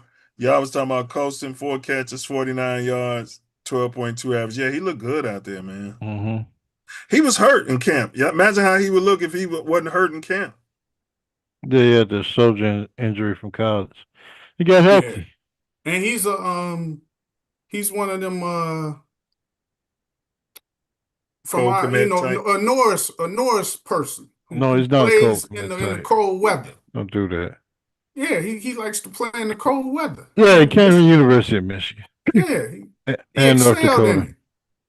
He excelled in it. So I don't, No, we need to move off. Rome is our number one receiver right now. He's potentially our number one receiver. I think right now we truly don't have a number one receiver, and if it's anyone, it's going to be DJ Moore. Anybody disagree with that? DJ Moore's been our number one receiver for the last 4 damn years, throwing the damn ball. I think they interchanged them from the ones. They just put more hype on a Doomsday, but I think they be interchanging them. I don't know what receiver it was today though. I seen like 2 balls where I didn't see like effort. Rome. This is Those 2 straight Rome weeks. ones, One of them on was on balls. Rome, and Caleb started looking at the damn replay to see what the fuck happened. He zipped it in there unnecessarily, but Rome didn't even go for the damn ball. I mean, it literally I went seen right like 2 past him. plays, and then there was one. I don't know if it was Rome or Burton, but it was like kind of like just right here behind him. Oh, well, like that right wasn't there. a Burden. that was Burton. And he just like That was a did his shit arm, pass, man. It was, but You I gotta didn't get a see hand him on that ball. turn around and with your hands. Man, there's a try to lot of catch balls it. should have been picked off because this guy wants to throw everything a million miles per hour when it's Yeah, not he's got necessary. he got that fucking problem too. And that's why he's not accurate. The harder you throw the ball, the more difficult it is to be accurate. You know, and someone just has to explain it to him. That's simple. The reason your accuracy is down is because you're zipping everything in there. Those passes that he's attempting to make, or sometimes making when there's a level of coverage here, your receiver is here, and then there's safeties there. So you got to drop that in there. You can't just try to zip it over it. You zip it over the first guy's hand. It's gonna bounce off his hands every time. Yeah. He can't keep doing that shit. But he keeps doing it. Yeah, Who was your defensive MVP? I'm giving it to Sweat. Yeah. I was gonna give old boy a tie, Merton Hanks 2K, but he didn't get the other But Sweat didn't get that 3rd sack either. I don't know what the hell he whiffed on that like a man. Yeah. Trying to be too soft on the damn quarterback. Just grab that motherfucker and throw him. And TJ Watt wouldn't have had no problems yanking that motherfucker down. Yeah, he wouldn't have had none at all. But he dropped dead Got a gorgeous. call. And he can get away with Yeah. I too will ride with the Sweat. Montez Sweat as well. Because I think it's because so Sweat's your defensive MVP. I say yes. Old boy's playing now, so it makes a difference with Jermaine Sweat. Evans, I didn't give it to him because he didn't play. See, you can't say that now. He got Booker and he's got Shady Grady Jarrett in there. Yeah, Booker is holding that other side, so they can't double team Sweat as much. So but early in the year they wasn't double teaming him. He just wasn't getting home, man.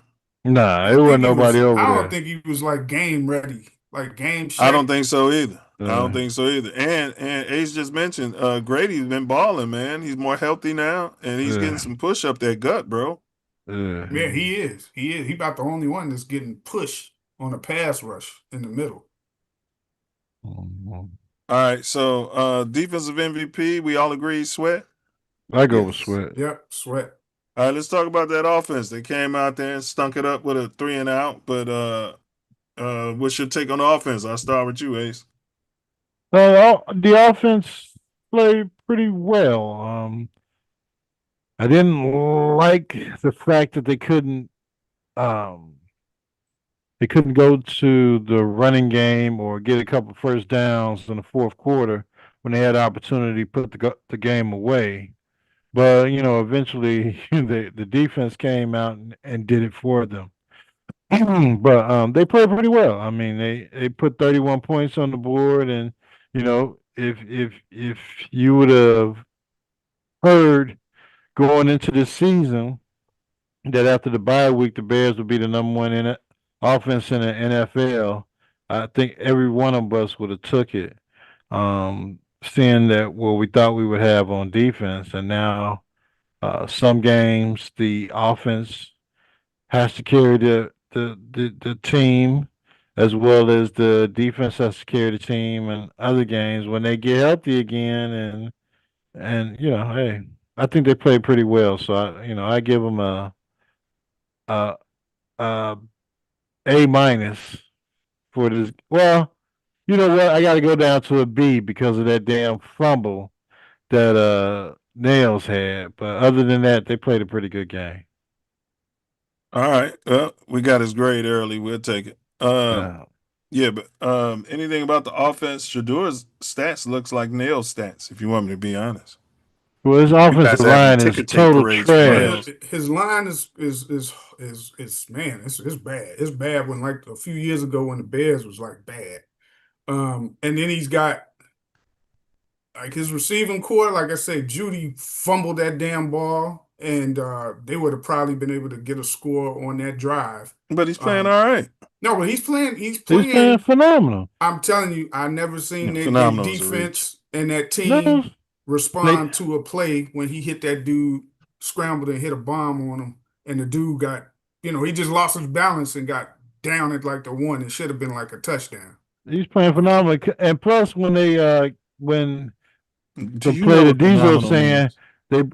I do, and they brought the Wildcat in on the goal line or in the red zone to score those touchdowns. Probably would be touchdowns. I see what for you're saying. For him, Taking away his stats. You gotta remember that this coach, he ain't too far from sabotaging him. Yeah. So he probably don't want him to try to do too well, but what can you do? He making plays. So So all right, Well, he's y'all gonna have a new coach next year anyway. So let's just. He needs to have one next week. He might be on a new team next year. Either way, he's gonna have a new coach. So Diesel, Hink, what's y'all take on the offense? Save your grade though. We're gonna get to it in a minute. Offense. What y'all see y'all like, didn't like? Well, the Steelers, it wasn't that our run game was bad. It was that the Steelers were playing the run good. I mean, because we was attempting it. I didn't really think the play that Swift fumble was a fumble. I thought he was down, but these dummies call a fumble. So you can't overturn it because there was no proof to see when the ball came out. There was no angle that showed it. So I didn't really count that as a bad thing. But you notice when after he did that, they put my nun guy in there for like every carry again. Man, Eric Bieniemy was chewing his head, going in on Swift, man, on the sideline, bro. But I didn't really think that was like too much his fault because they could have called forward progress stop on that play. I mean, Caleb, threw for 3 touchdowns. Y'all could be Bears fans and not pamper him. You do. Yeah, that's what I'm saying now. It wasn't. I mean, the deficiencies in the pass game is the same thing we keep seeing every week. We actually don't realize how well we've been doing compared to other teams, because if they would have told me we were ranked number 1 in like 3 different offensive categories since week 2. And explosives. The joke would have been on us. I'm like, damn, we are. Mm-hmm. But that just means how much better we could be from stuff that we've been watching week to week as far as overthrows, drops, incompletions when it should have been completed, balls not thrown in front of the person instead of behind. So it just leads us to have our assessments. That's why we don't realize that, hell, compared to the rest of the league, we've been doing good. So, but today... And the cheating refs, too. Oh, yeah, we can't forget them. But today I'll give them, offensively, I'll give them a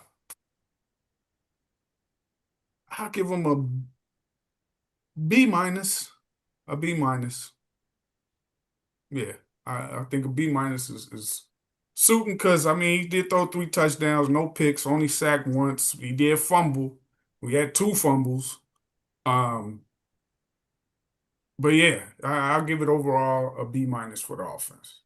And cheating refs are going to have to slowly roll as the Bears become more prominent in the league. Yeah. That crew is one of the worst crews in the NFL. With that referee, whenever you see him, know that his crew, they be on that bullshit. The damn pass interference calls for atrocious. All right, Hank, what's your take? And I guess we're doing grades. Go ahead and give your grade. Offense, though. Offense, I would give them a B minus. A B minus because, man, them 2 turnovers could have seriously cost us in that game. Did they score on especially one where we gave up 7 scored on the first too early in they scored the game, and then we had that fumble a little bit later on. As far as Swift, those could have been really costly, more costly than they was. So I'm gonna say a B minus. See, me and Hank, hey, Bluegrass, we right here, man. See, that's like two times in a row. Yeah, I would have liked to have seen the running game better. I would have liked to have seen Caleb be a bit more accurate. But I liked what I saw, man. That offense, I mean, they put up 31. I Yeah. liked what I saw, man. It could have See, been we get so much more. 31, and we like it was an all right game. You see what I'm saying? Like Man, we we could have left Compared had to so last much. year. something easy against the Steelers. They D been playing. Man, They we D has left actually so been much. playing. We left so much meat on the bone. Yeah.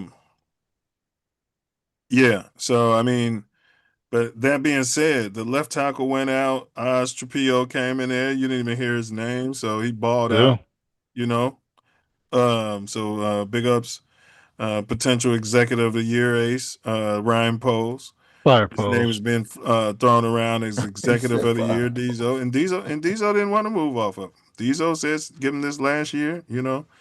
Um, Yeah, I'm I a just felt that the Poles guy. stuff didn't work out this Yeah. year. Yeah, Then it's we working out could though. pop them. Yeah, it's working out. It's working out because of the damn coach and the moves that the coach told him to make. I agree. You got to remember who hired that coach down. That's right. You gotta Kevin give him Warren. credit. Kevin Gotta Warren give him- did. Gotta Oh, give him okay, you some gonna give it to credit. If Poles was in charge of hiring a coach, he'd have fucked it up somehow. He probably would have Damn. brought Eberflus back. Never would have fired him. That being said, I'm gonna give them.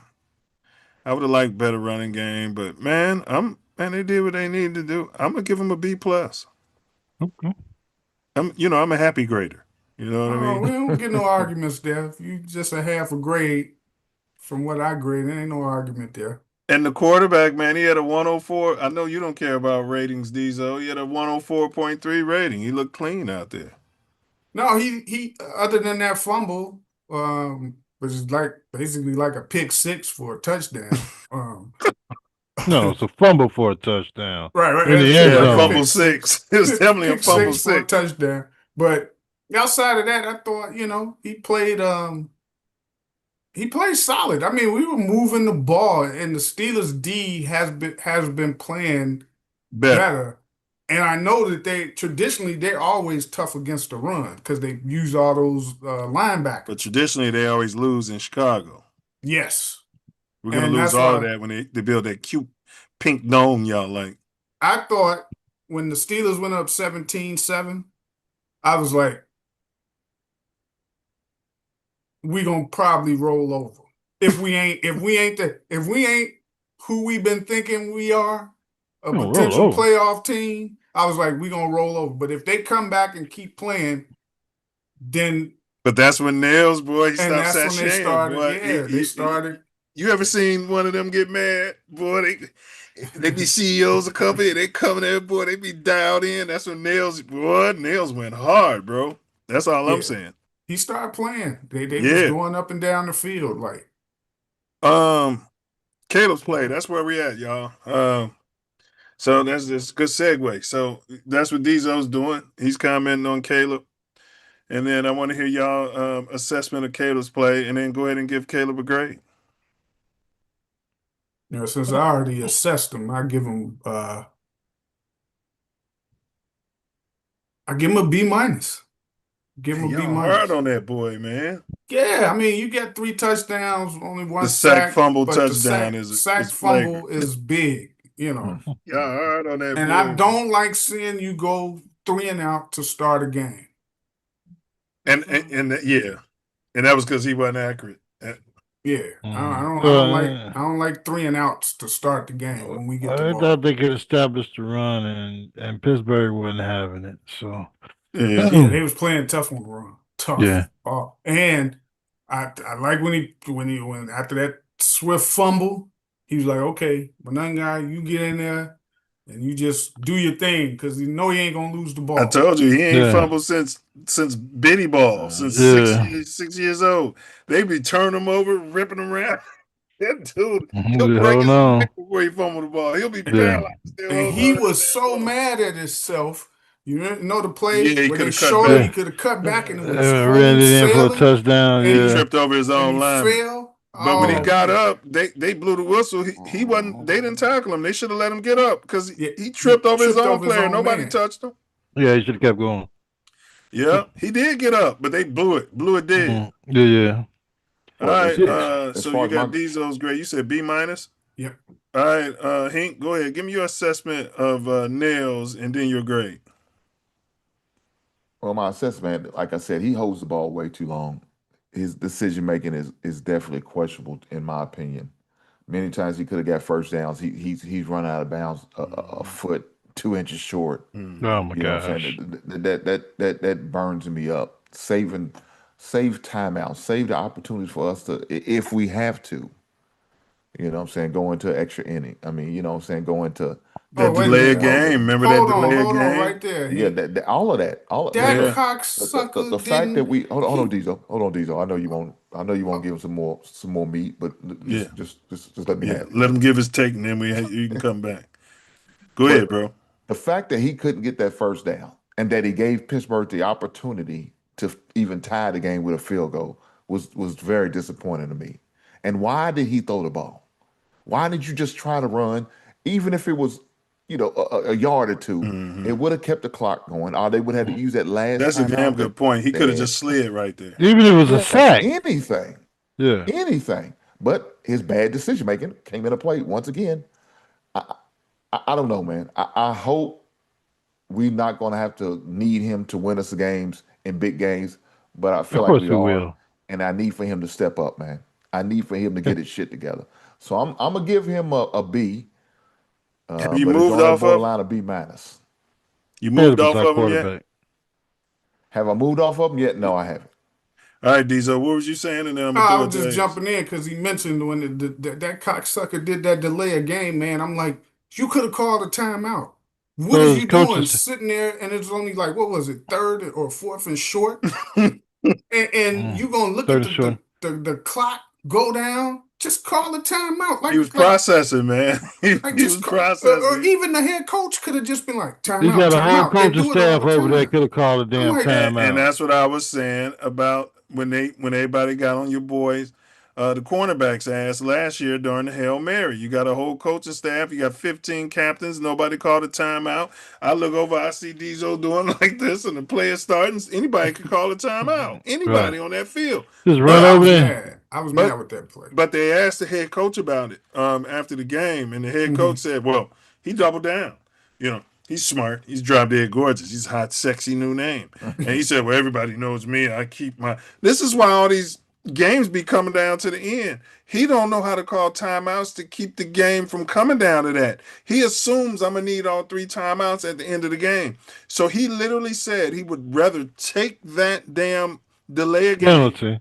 instead of wasting a timeout that he figured he would have needed at the end of the game. He's got a lot of that Eberflus in him when it comes to timeout. That is a Bob Hambrick trait. That guy rests his soul. Big ups to Bob Hambrick, man. Bob Hambrick got a lot of kids' college degrees. He never, when Simeon used to be playing bad, play through it. He just do this, shake his head, and he never called timeout.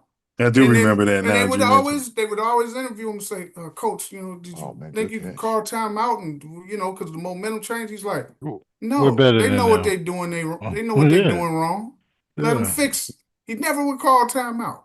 I'm just like, man, that's if rough. we'd have called a timeout then, we could have potentially gotten that first and put the game away. And they don't never come back on this dude. They don't come back on him like on BJ, Coach BJ, the local media. They don't be like, well, on the flip side of that, Coach, so he's so stuck on that, bro. The coach is like, everybody who knows me, he said it, bro. Everybody who knows me knows I save all those timeouts in case we need them on the end of the game. And he's an offensive mind. We end up being 2 yards away from that first down after getting the 5-yard penalty. So, correct. We could have called a timeout and possibly made that first down. And we went home with some damn timeouts. So, Yeah, it's just weird to me, man. You guys ain't gonna second guess Coach BJ. He's a hot, sexy new name. He's a $13 fuck him. He's not infallible. Shit. Dick N-Word was coach of the year. I don't read Penthouse, so I don't know. all Give me these traits about him. give me your quarterback assessment and your quarterback grade, Ace. I think you already gave a grade. No, you graded the offense. Give me. Yeah, I mean, Yeah. I give Caleb a B. He had a decent game. I really did not like the fumble. He's still working on. I mean, it's his second year, his first year in It this wasn't even a fumble. He offense. dropped the ball. My bad. Go ahead, man. He just dropped the Man, ball. it's a fumble, technically. But yeah, I mean, those are things he's got to work on. He worked on, I believe, getting the ball out quicker this week. So Yeah, he did. he hit some guys in the hands as soon as they were coming out of their break. So I'll give him a B, and look for improvement next Friday in Philadelphia as we go against Jalen Carter and the Philadelphia Eagles Super Bowl defending defense to see where we stand as a football team. But yeah, a B. Yeah, I give him a B. I mean, he had a good game.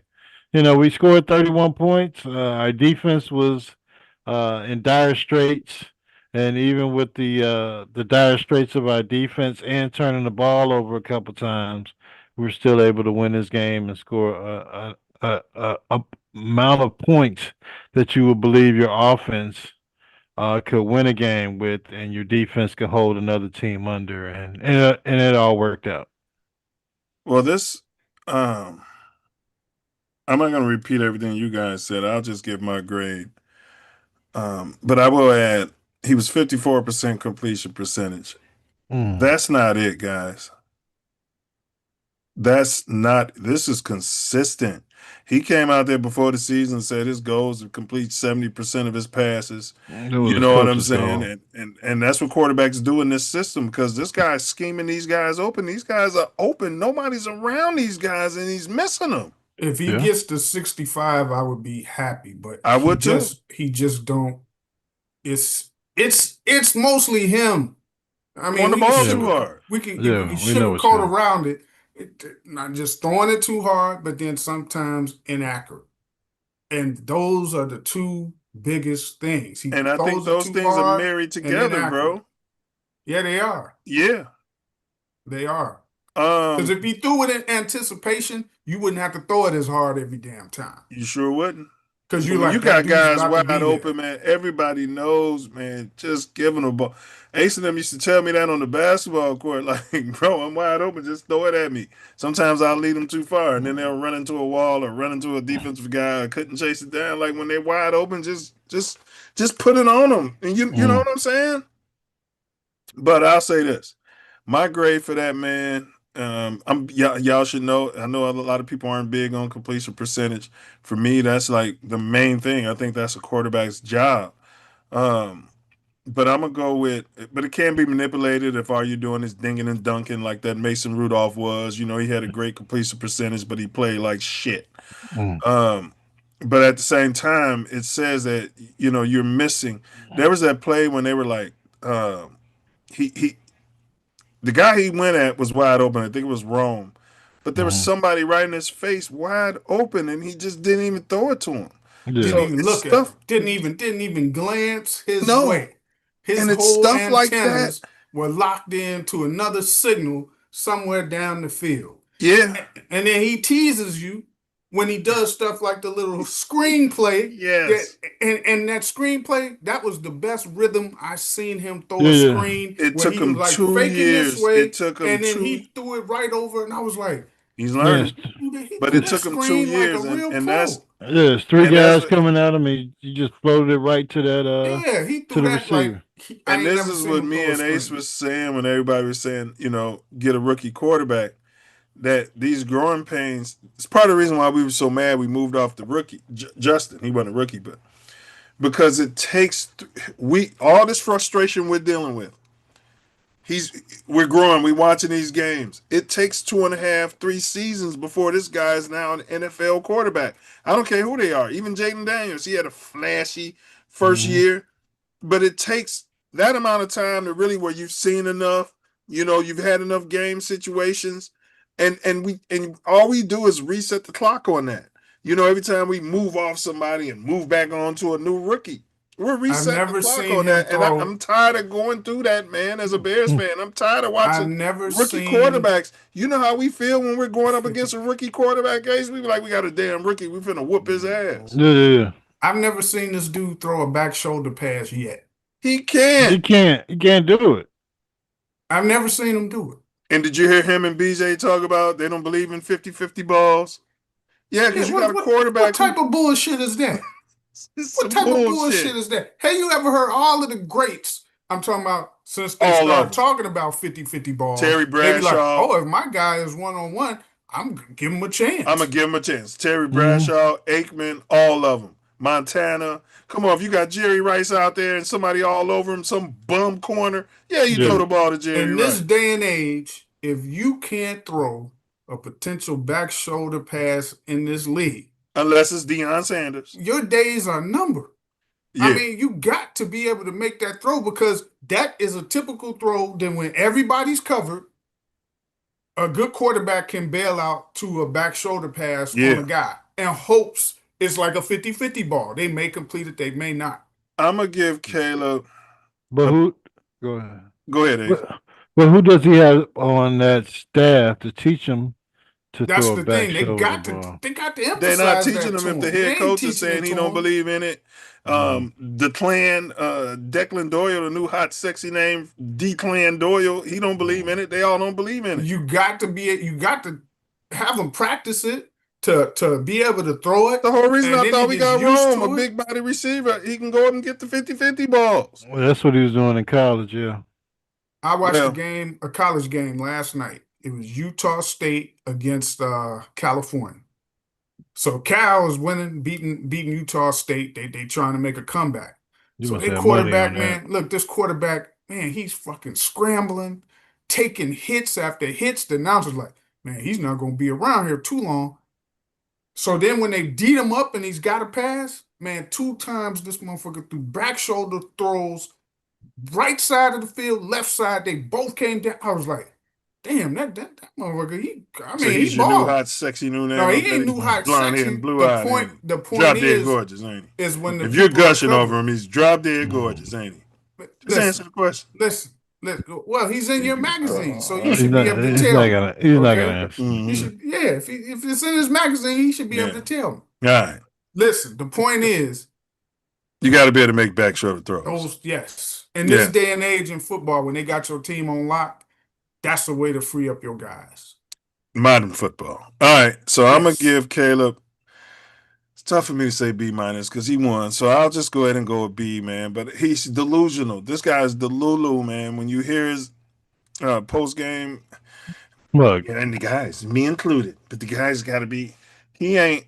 I think he really thinks that he's him already. He's getting smug. They call him Iceman. They got Iceman signs. Iceman, Houdini, all that bullshit. Who's your offensive MVP? Escape artist. That's where it comes from, Madden. Yeah. You get that trait on your quarterback, escape artist. Get away from everybody. Bullshit. I'm gonna give it to other than his one turnover that he had, the fumble for a touchdown. I have to give it to Caleb. You giving it to Nails, offensive MVP? Yeah. Did you see they showed your boy? They were showing your boy Butch Stud on the sideline over there with his hoodie on. I'm like, look at her, him, they, them. Ooh, all right, just turned Philly over. You got to ask his pronoun. Yeah. All right, Dallas has turned Philly over. It's a close game. Diesel, who's your MVP?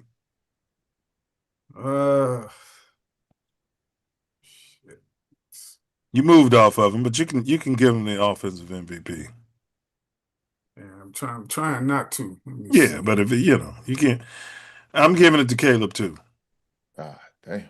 DJ, that's my DJ. Go DJ, that's my DJ. 5 catches, 64 yards, 2 TDs. I hear you. Give him the damn ball. I'm gonna give it to DJ for a chance. That penalty was some bullshit. It was. Pushed him before he even tossed the ball at him. He taunted him first, right? Yeah, you didn't see that? He jumped up right in his face. Right in his face. Yeah, so we got 2 for Caleb, 2 for DJ. Defensive MVP. Ace. I gotta go with I think we You did this, didn't we? say We did defense no, already. Yeah, we I did this. said say sweat. yes. Yeah, we did this. Make me You gotta do sweat. special teams. That's what you gotta do. Yeah. Well, yeah, you're right. So Corch and grades. We're gonna do Corch and grades. The offensive coordinator, Declan Doyle and Coach BJ.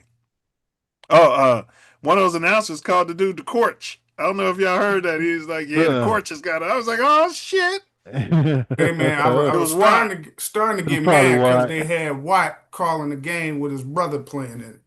Yeah, I it was was supposed to be a family affair. Yeah. Yeah, but he as the game went on, he was fair. So I kind of jumped off his case. He was fairer than all them other assholes we had all year. all season. Initially I was like, man, this motherfucker, they got this motherfucker calling the game with his brother in there, giving them all these props. But then as the game kept going, I was like, you know what, he ain't that bad. He been even Steven with his assessments. So I football. Offensive coordinator. Diesel, give me your offensive coordinator grade. Oh, a C. Because I thought they should have been running at certain times, and it's almost like when you want them to mix up the plays, they just go past crazy, right? And to me, if you ain't over there warming this motherfucker up hard, but that's what you're saying is what BJ be realizing. Oh, Caleb's playing like shit right now. Now I'm just gonna run the ball. He does certain things to punish him. Some of them play calls he calls. Yeah, it's like, okay, you want to sit your weirdo self over there and not warm up, and now I'm gonna fucking run the ball. Yeah. So yeah, I did. You know, it's. And then at the end of the game, when we had those 2 drives to potentially put the game shut the game down, it's the play calling. It's like the first down run to the running back instead of the play action at that point. But he's done that in other weeks, bro. And guess what? Caleb's missing the wide open receiver. What do you do as offensive coordinator? You know, seriously, because you can't count on his accuracy at any time. No. I don't know. Maybe one of them fluky screens or his decision making, like Hink said. You can't count on that at any time. No, you can't. But I mean, come on, man. One first down is either going to lock the game up or put extreme pressure on them. Yeah, I'm in agreement with you, but I've seen him try to do I'm with you, bro. I'm with you. I've seen his offensive coordinator try to do that, and I watched Caleb just mess it up. Yeah, I'm looking for that next year. Yeah, at some point, this whole season's about Caleb. At some point, the levee's got to break, and you're gonna either fucking show up and do it. I hear you. Or it's gonna. I hear you. Or it's gonna be on you. We're gonna deal with the aftermath. Right. Yeah. Right. So yeah, I'm one of those guys who I always like teams where they push the envelope when they know they need that first down to close the game out. They don't fucking try to sugarcoat and just run the clock. They keep running their offense. Yeah. They want to put the pressure. Especially with the way DJ Moore was playing, they could have designed a play for DJ. We can't do that with an inaccurate quarterback, though. He's a retard. Not even, I mean, like a jet sweep type He's a thing retard. or something, man. You saw the delay game. Yeah, we won't run him the ball today. Again, he wasn't nowhere near getting that snap off on. What's your coaching grade for the offense coordinator, Diesel? We digress. I said C. C. All right, Hink. Offensive coordinator, Declan Doyle or BJ? Look here, I don't know why Diesel said a C. That is awfully low. There's no way I would have given him a grade that low. Jesus Christ. Man, what you trying to give him? A with a cake and ice cream? Let him finish. Let him. He's going to tell you. As an offensive coordinator, for the way the play was balanced, I definitely would give him an A. No less than an A minus for sure. Oh, and the reason why he set us up to win. You know, even when we need to get that first down, you should run.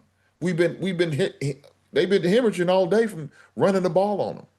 At least with Calvin Nundy. Now Swift, he had Swift in there that last drive to start it.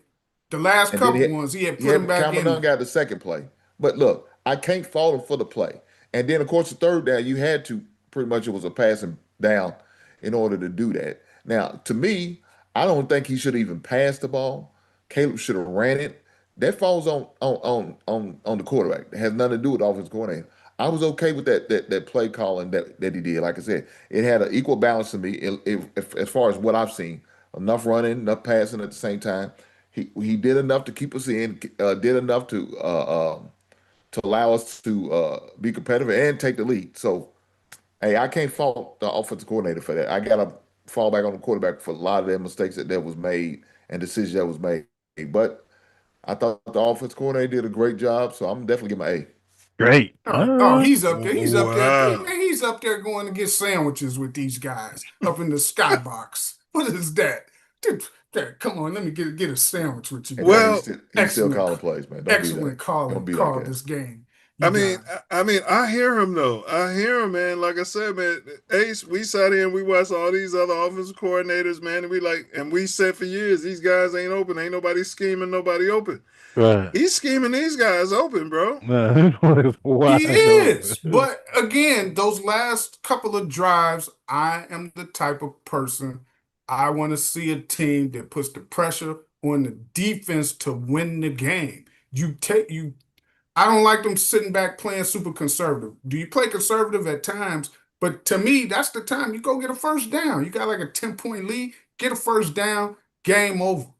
That's my mindset. Yeah, you sit back and wait. He's a modern Madden football player. You sit back and just wait, and I promise you, I was gonna text. I was like, these dudes are gonna come back, and it's gonna come down to a last drive again, and it damn sure did. Well, it did come down to a last drive. I know, but I didn't text it, but that's what I was thinking. I was like, yeah, it always does. They BS. That's our niggas. But you got to look at our right tackle got hurt in the game.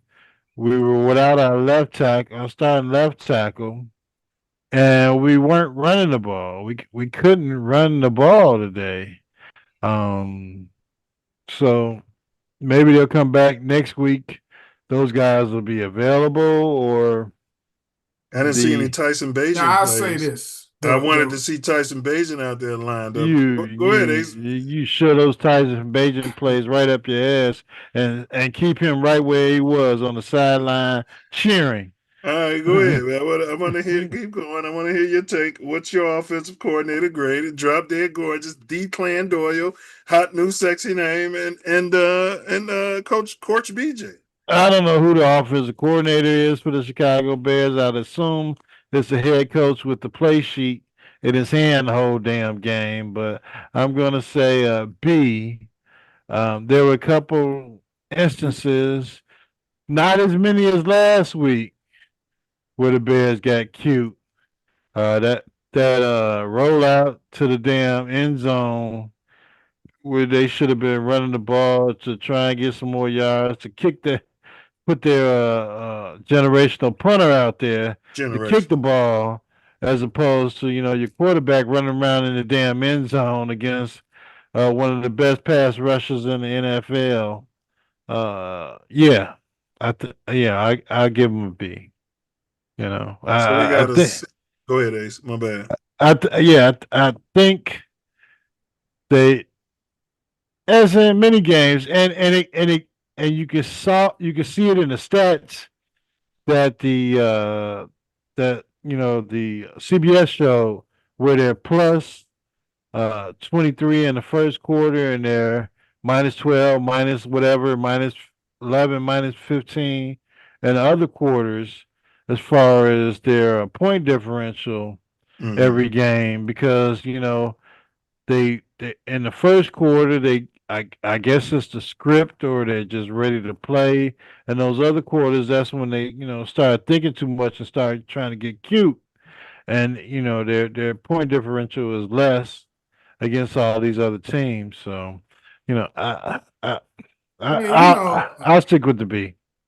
CD Lamb done turned into a damn T.O. That motherfucker dropped more balls than I can remember, man. Yeah, dropping balls every week. He got the bag.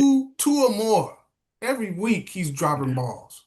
He just dropped a touchdown, potential touchdown, right through his damn hands. He drop a touchdown every week. Yeah, I want Philly to win, man.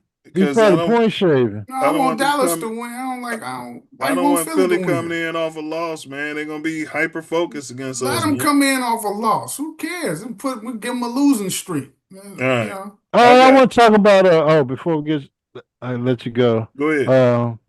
Shador in his game. You know, every time he's coming to the sideline, Handy J is talking to him. And Handy J, I don't know if he was talking to Dylan Gabriel during, when he was coming off to the sidelines, stinking up the damn place. But Handy J is talking to Shador, confirm with him about what it, playing quarterback in the NFL or going over the plays. And apparently Who do you mean by him? Who's Andy J? You knew Watson. You know who the hell Handy J is. Well, I mean, it was just for the people, the viewers. Okay, Handy J is Deshaun Watson is at the game in Vegas talking to Shador, the starting quarterback of the Cleveland Browns, and I don't believe, which I wasn't watching, he was on the sideline talking to their drop dead gorgeous third round draft pick about winning a football game in the NFL. He just got cleared to to be able to travel to the games. So that's why I heard them saying that he traveled, but I'm talking about in Cleveland. He got to be cleared to be in Cleveland. I don't know. I don't know if he was cleared to. I just know I heard them say he's been cleared to stand on the sidelines. Yeah, to attend the games. Okay. I know Primetime was there. They showed him up in the box doing like this after he threw that bomb. He was up there. Yeah, that's my boy. I'm going with a B+. All right. Offensive coordinator. Defensive coordinator. What are y'all giving Dennis Allen? That's I give him a B. What he had to work with and the amount of injuries, 6 defensive starters down, I give him a B. Yeah, and one of the touchdowns they scored was off of Caleb, so I give them a B-, considering their circumstances. Why so low? If they got half their staff hurt and they only gave up 21 points. 21 points is still 21 points, bro. They was gashing us to the outside, like other than maybe the third quarter. They were gashing us till the game was over. So I don't think I didn't see no real adjustment from the and they got them off the field on the final drive. Can't adjust if you ain't got no players to adjust. You bringing the practice squad players in. I mean, it's tough. Yeah. I gave him a B-. What more you want? I mean, you trying to go up there and have sandwiches and cocktails with him like bluegrass? You gave him a B-. Ace, what'd you give him? I gave him a B. All right, Hank. Hey, I'm gonna give him an A-. Like I was praising, giving the prompts earlier. I was giving the prompts earlier, man. I gotta give him credit. Like I said, we lost a lot of guys. A lot of guys went in the game. What was missing? We was using a lot of backup players, so you got to expect that. But look, other guys try to step up. Montez Sweat probably had the best career day of his Bears career. He did his thing. We had an interception in that game, so our creating turnovers and getting turnovers still lives.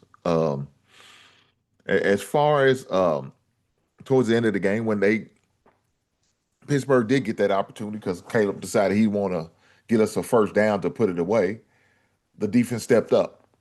They didn't fold. They did what they had to do. They made a nice amount of plays, enough to stop them from getting an opportunity of kicking a field goal. So we got to give them credit for that. So gotta give them credit, Diesel. But let's see since you guys don't want to take my grade. all your grades has been trash so far, Diesel. Oh, okay.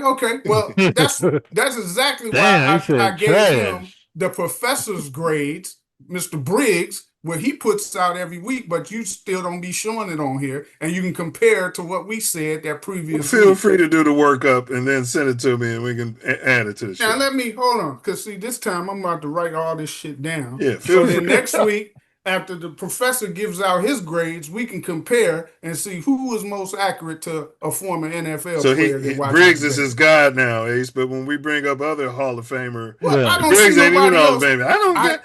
I brought up the Coach Weinstedt. I don't care what they want. Man, you want to bring up Weinstead, but he's been swinging from Briggs's penis for the last month now. We ran him out of town so quick. Now look, you talking about an 8-time Pro Bowler, right? Who's gonna be a Hall of Famer? Make no mistake about it. But he's hard on the defense. He even says exactly. But you was hard on the offense. I'm hard on everybody. That's what we're saying. So look, I'm gonna get. Wait a minute. Let's go. Defense, offense. He's writing our grades down. Then he's gonna grade us based upon what Briggs said, Joe. All right. Well, because do you know another player that gives out their grades like that? Because we can use them too. He's the only one I know. But let me give my grade. We grading. Used to be Alex before he got fired. I'm gonna give it a B+, man. Okay. What's this for your defense? Offense? What did you give it, Ace? My offense. I gave him a B. My defense was B+. I gave him both Ace a B. gave the defense a B. What'd you get offense, Ace? I gave both a B. Ace is hard on the grading too. He Catholic League. No. Chicago Catholic League. They was beating y'all with paddles. Get in there, boy. You're not getting no A. We're giving an A to the 5 Milz, white what did boys you get down a defense? What did you get a defense? I gave them both a B+. Yeah, it's the same grade as me. So Ace gave B's. You gave B's to B plus is a B. It's not. Okay. So now I gave both of them B minuses. Yeah. I believe Bluegrass gave them the eye in the sky A's for both of them. No, yeah, he said A's. He said A's, right? Yes. Yes. Okay. This is crazy. Diesel, why are you trying? Is it because Diesel's hard on the Bears, man. He's hard on the new guy. Okay. And he won't say FGB. You know what I'm saying? Yeah, he refused to say FGB. And he's grading lower than everybody on the show. What were you, Mercer, for offense? B+ for both of them. B+, okay. Yeah. B+. I got 2. Hink with A's, Mercer with B+. Ace, did you have B+ or B+? No, Ace got B's. 2 B's. Just B's? 2 B's, okay. And I got B- for both of them. Now, what about special teams? We ain't done them yet. Oh, okay. But go ahead. We're on it now. Special teams. Did we do coaching for each of these groups? That's what we're doing, the coaching. That's coaching. That's coaching. We're doing coaching grades. So we're doing offense coordinator, defense coordinator. Ones you just got is offense coordinator and defense coordinator. Okay. Mm-hmm. So already now we're about to do special teams. But the grade will probably be the same, bro, for, C? They was down players, bro. What did they do wrong to get a C, Ace? You can't keep counting that they down players, man. They were average. You have to count their performance. What did they do wrong to give them a C? They didn't do anything wrong. They were just average. Is it okay for them to be average and get a C? A C is not average. You give a special team C? Yeah, you gave special teams a C. They didn't give up any long returns. They didn't miss any field goals. They're not supposed to. So they did their job. C. All right. He says C. Diesel, what are you giving special teams? The coach, coordinator, the black guy. Ace don't like the black coach. He want to fire him. Trying to think, was there any? There was no mistake. Santos did pretty good on the kickoffs. Yeah, that's supposed to be. So I'm going to give them. We was pinning them back with the punts and the kickoffs. We can't. Yeah, we had penalties on. Holding. I'm giving a B+ for that. Hey, look at Diesel. Look at Diesel with a positive grade. That's bad. We had to guilt him into doing that. We had to guilt him into doing it. Man, my other 2 grades were B-. How we had to shame him into doing it. How are those bad grades? I'm sorry. They don't invite me up there for sandwiches and drinks. Look at God. Okay? I won't even. I can't go up there to the eye. Yeah, give it up to God. You know what, Diesel? I'm going to agree with you. And I'm going with a B+ for the special teams coordinator. Yeah, okay, nice. They were down. Yeah, Man, they had bums on there, man. Nice. Man, you got B pluses all the way across, Mercy. Hey, I'm happy. We 8-3. Hank, what you going with special team? I'm gonna give him a solid B, man. I'm gonna give him a solid B. Hank don't like the black courts either. He gave all the white boys A's. You know what I mean? And come out here, they got the black courts D's on. He want to give him a B. Keep him down in his place. You got to know your place down here in the South. Keep your head down. Now, my suggestion is when we go over these next week, against what the Professor Briggs says, we do it like early first part of the show when we just go over stuff before we start talking about the game itself. We all talk right, about we can do that. Week, yeah, and compare. Yeah, we can do that. All right, and then we graded the offense. Y'all remember because Diesel was trying to ask what grades we gave for the offense and the defense because that was scorching. Yeah. So yeah, I gave an A for offense. B. Yeah, A. Ace had B. Bluegrass had A. You looking at coaching grades, Diesel? Oh, you talking about just overall? Yeah, those is all coaching grades for the coordinators, but it's probably gonna be the same. It's the same thing, yeah. Right? All right, overall coaching or overall grade for the game. B minus. Yeah, what? You sound like Diesel. B minus overall. I'm gonna go with A minus overall. Yeah. Yeah, of course. Yeah. You ain't shit, man. I'm gonna go with a B. That's I probably fine. should go B plus because I gave B plus everywhere, but I'm gonna go with a B. I'm mixing my B's and my C for the special team, but yeah, B minus. It's okay. They'll be all right. It's not like they played a perfect game. They got things to improve on.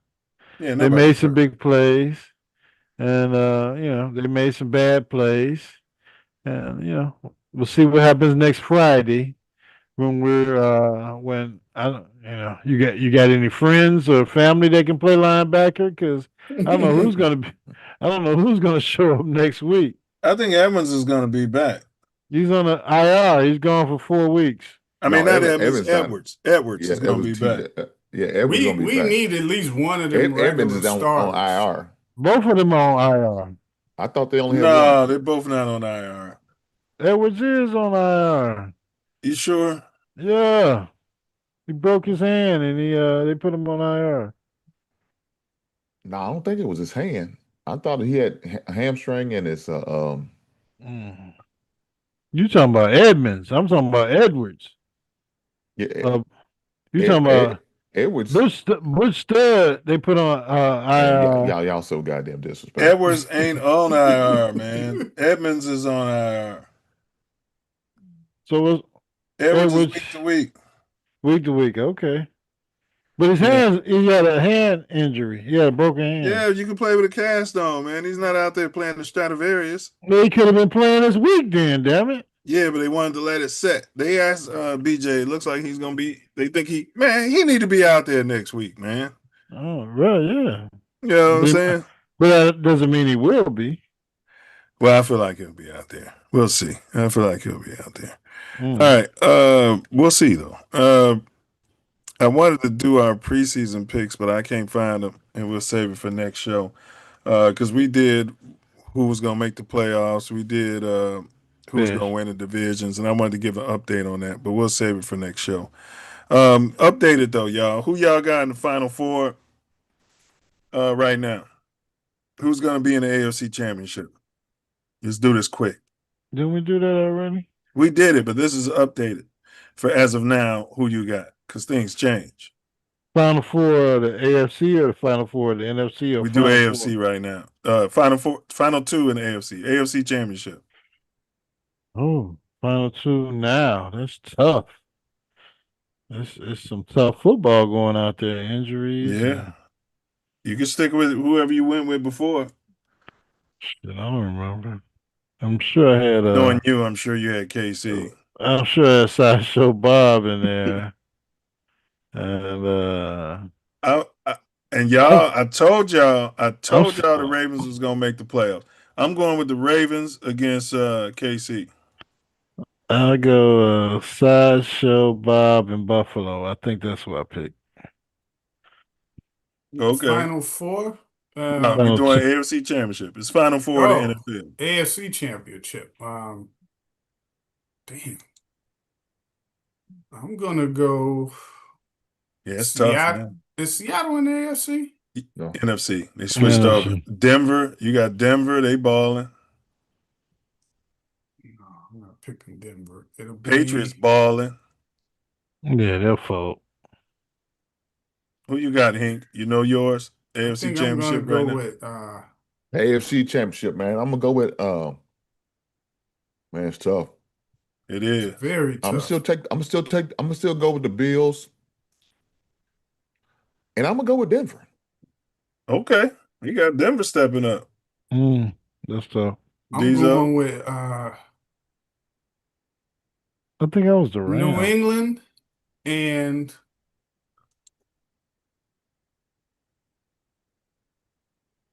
man, I want to say the Texans because I like their defense, but I'm gonna say he likes defense, Ace. New In the modern NFL, you got to throw the ball around and 40, 400 50 yards, all this bullshit. 4,000 plus yards. Went on a rookie quarterback. Teams don't do it against them for some reason. You see what they did to your Drop Dead Sexy, who was centerfold in your magazine, Josh Allen. You see what they did to him last week? So you going with Texas and who? Yeah, I saw that. I'm gonna go with the They Colts. credit the defense. They don't call Josh Allen a bum. I'm gonna go with the Colts. What, you going with Danny Dimes, Indiana Jones? I don't really care for him too much. I just like their style of play, man. They, You hit his not ace, that I'm but you got to win with a quarterback who can throw the ball around. Is what we heard about last. Yeah, you can win. You can win any rookie Hey, deal. look, don't get me wrong. You can win with any quarterback. You hear this, Ace? Yeah, they're winning. They're winning on their running game. And but the guys who said take the haul and just get a bunch of dogs in here, and we're literally saying you can win with just about win with anybody. that quarterback. Now everything that changes. Quarterback. No. 1 year, everything changes. That quarterback would have been gone by now. You couldn't win with that quarterback. So all right. Yeah. We did the AFC. Tell him sit over here, sit on this bench and learn from your mistakes. That's what they told him. Sit over here, take this bench and unlearn what you have learned. And they took that L today. NFC, who y'all going with? Yeah, NFC they look better in the Papa Bear Hallis Memorial game. Who y'all going with? There's no moral victories. I'm going with Yeah, it is. That's what y'all used to try to spit on me every week with JF1. Did you see him? Did you see how he ran? Yeah, we won 7 games. That long run. They're not going to win 7 games in New York. Yeah, we had the worst roster in NFL, and we won 7 That was like games. the greatest run I've ever seen from a quarterback. Did you see that? Did you see that? Yeah. Come on with the NFC. NFC. Pick your NFC, y'all. Philly, Chicago. What? Oh no, I'm going. So you're saying this next game is it Friday or Thursday?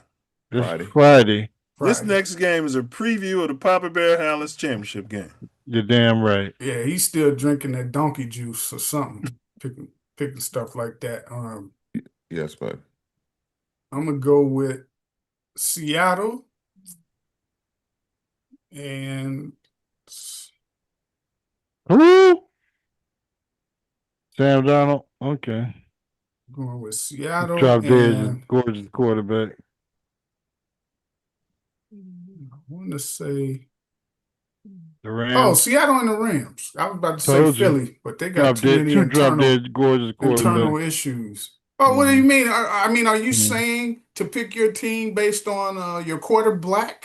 Wait a minute. Who was his NFC? Was his NFC? Because that's what I hear. Did he have four? Did he have four drop dead gorgeous quarterbacks? Ace got centerfolds. Pretty much. You know. Did he sit there and pick 4 drop dead gorgeous quarterbacks? Ace like your Jet magazine. You picked 4 white quarterbacks in the championship games, Diesel. I don't know what their colors are. You tell me. You know what color they. Now you don't see color. Now you just want to pick. That's why I asked you. Did you want to just pick them based on quarterback? He was the top cock on the deck. You know what I mean? Don't let me run that video back. Cowboys beat the Eagles. You know I like those balls. All right, I'm going with in the NFC. The Bears ain't ready yet, in my opinion. Would love to pick them. I'm going with. Of course, they're not ready, but they make a lot of money, so you got to think about that. I can tell you who he's gonna pick before he picks them. I'm going with Philly and Seattle. Oh, he took Seattle just because he didn't want to have two quarterbacks. Who was the other black quarterback you was thinking about, Diesel? Because I might go for the NFC. Yeah, you said it. I said Philly. And who else? Who else did you think I was thinking about? Hold on. What other black quarterback is there that's playing playoff level football right now? Oh, you gonna go with your boo from Green Bay? I know. I thought about it because before the season, I did pick Green Bay to get to the NFC Championship, but I can't spit it out of my mouth right now. It has nothing. It was hard enough to do it the first time. Now, don't get me wrong. Now, their defense is good enough to do it. Yeah, and their quarterback is good. I know you don't like Jordan Love, but he just don't. I'm still blaming Jordan Love for everything. He got some of them issues like Caleb.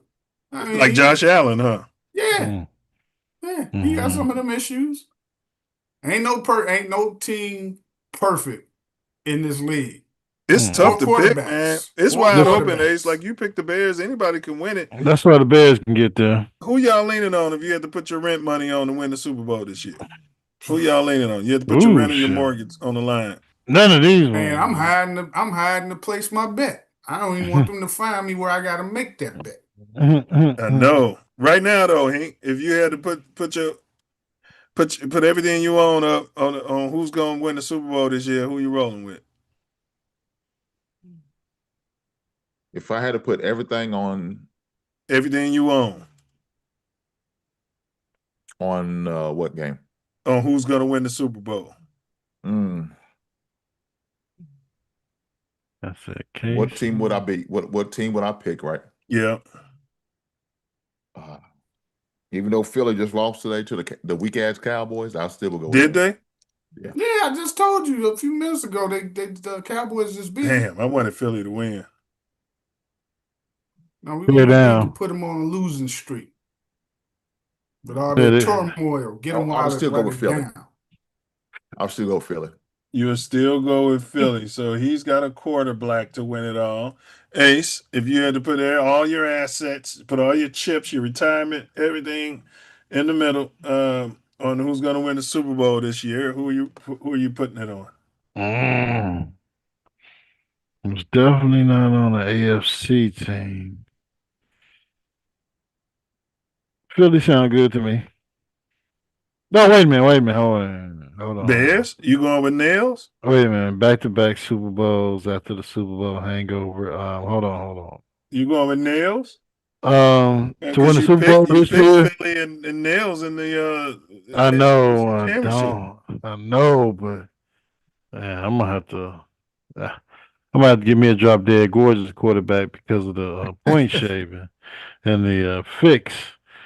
I mean, if they didn't have them internal problems and issues, they'd be a logical pick, I'd say, for most to come out of the NFC right now. He's parroting the narrative about Philly's organization. Yeah, if man, that don't have nothing to do with it. Parroting this all game. They just got the Super Bowl hangover, and all of this crap that's coming out, it make it easier for the officials and Vegas to cheat their ass. Yeah, going back to the game. So, they like Sideshow Bob, and I think because he's mulatto. Yeah, my Bears is a homer pick, and he's got a white wife. It's just tough, man. It's just tough based on the level of play that all of these teams are playing at. Man, there ain't all these teams got a loss against a team that you could have bet your house that they would beat that week. That's all what of I'm these saying. teams, every single one. That's what I'm saying. You go look at their resume and you be like, they lost to them this year? For me, it's either going to be Philly or KC if I had to do that. Damn. And I'm going to roll with Philly. Damn. I can't go with I can't see them going back to back. Damn, that's what I said last year, which is why I picked Philly over KC. So I hear you, Ace. And I can't see KC Winning.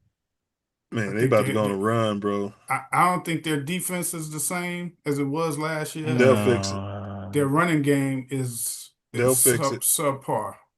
They're about to go on a run, bro. They could do that. I told both y'all that Sideshow that Ray Jackson was about to go on a run. Look at him. Yeah, I go with Buffalo. So you going with a drop dead gorgeous after maligning Diesel. I didn't malign him about it. I'm just saying. That was all his picks. I'm just saying that if your money was on the line, you're gonna bet on it. Yeah, Philly's got this. They're gonna have the Super Bowl hangover. They still have it. Yeah, they just lost to the damn Cowboys. My God. Yeah, And the Cowboys are playing better football, man. I mean, come on, man. That makes the Bears win against them look better. All right, It does. Go ahead. Who you picking to win the Super Bowl if you had to put all your assets on it? If I had to do it today, yeah. I'd say Seattle. Wow, with Sam Darnold, huh? Yeah. They're easy to defend. But go ahead. I mean, I digress. Yeah, you asked my pick and you over there fumbling the ball. Yeah, I'm not fumbling. I'm just trying to make a logical pick. But Seattle's got Sam Darnold and they got one damn wide receiver. They'll be easy to defend in the playoffs. Guys, I'm going to give my keys to victory for for Friday's game. It's going to start. My first biggest key to victory is Ace and his family staying out of the stadium for the Eagles game. That's my first key to victory. My second key to victory is to shut down Saquon, stop the running game. And my third key to victory is to have Jalen Johnson get up in A.J. Brown's face and talk all types of crap all game. So Jalen Johnson has to be back and healthy. Those are my keys to victory. We gave up like 187 against the run today. I think Jalen is not going to play. We had no linebackers. Until they play Green Bay. No, I understand that, but we may not have none next week either. We're not. And it's a short week. We are. I think Sewell will be back and Edwards, man. And we got Amen Abba Bingo. But yeah, we got Abba Bingo. Abba Bingo. I really don't think. What's up with Shamar Turner, man? That dude gets hurt every time he plays football. He's out for the season. Yeah, he's done. I mean, not him. They had a guy out there today. You know what I'm talking about? Playing the linebacker, and he got hurt. I think he's number 44. He's a rookie. Is that the all one from them NC dudes State? getting hurt. Ain't he from NC State? Yeah. Hippolyte. Yeah, Ruben Hippolyte. They were talking about how great he was in the camp, and he's the next coming of Mike Singletary. I think he's out. Ain't he out for the year? He's like in the ass. No, he just got hurt today. Yeah, he had been hurt. He was healthy today, and he got hurt again today. Strength and conditioning. I'm firing him the minute this season is over. We just fired the last one. It's just a new coaching staff. Well, whoever this new guy is, he's not paying dividends. I mean, if all your defense is out, but this is week 11. Come on, man. All your defense, man. Come on. These all expect no injuries at all. Yeah, no. If you're gonna have injuries, I get it, right? No. But these aren't like. These are it's a lot of penis groin injuries. That's for sure. Like, man, it's like, come rub on, some man. dirt on it and get your ass back in. That's what Diesel put said. Put some tussin on it. Yeah. Go get that ace bandage over there and wrap you it guys up. are soft. I would have went out there with a dislocated shoulder. Yeah, and the ACL tear. I still would have played my games. Coach Hansbrook could have had you out there. This is too many. Ready for the next game. Your whole linebacking crew, your secondary is in and out for most of the season. A couple of them is hurt every week. Your D line, you had people that was out for a quarter of the season. It's like, man, come on, man. So what's your keys to us beating the Eagles? I gave you my keys, and then we're going to do our predictions. What's y'all keys to us beating the Eagles next week? Now they're angry. They lost. I'll say stopping the run.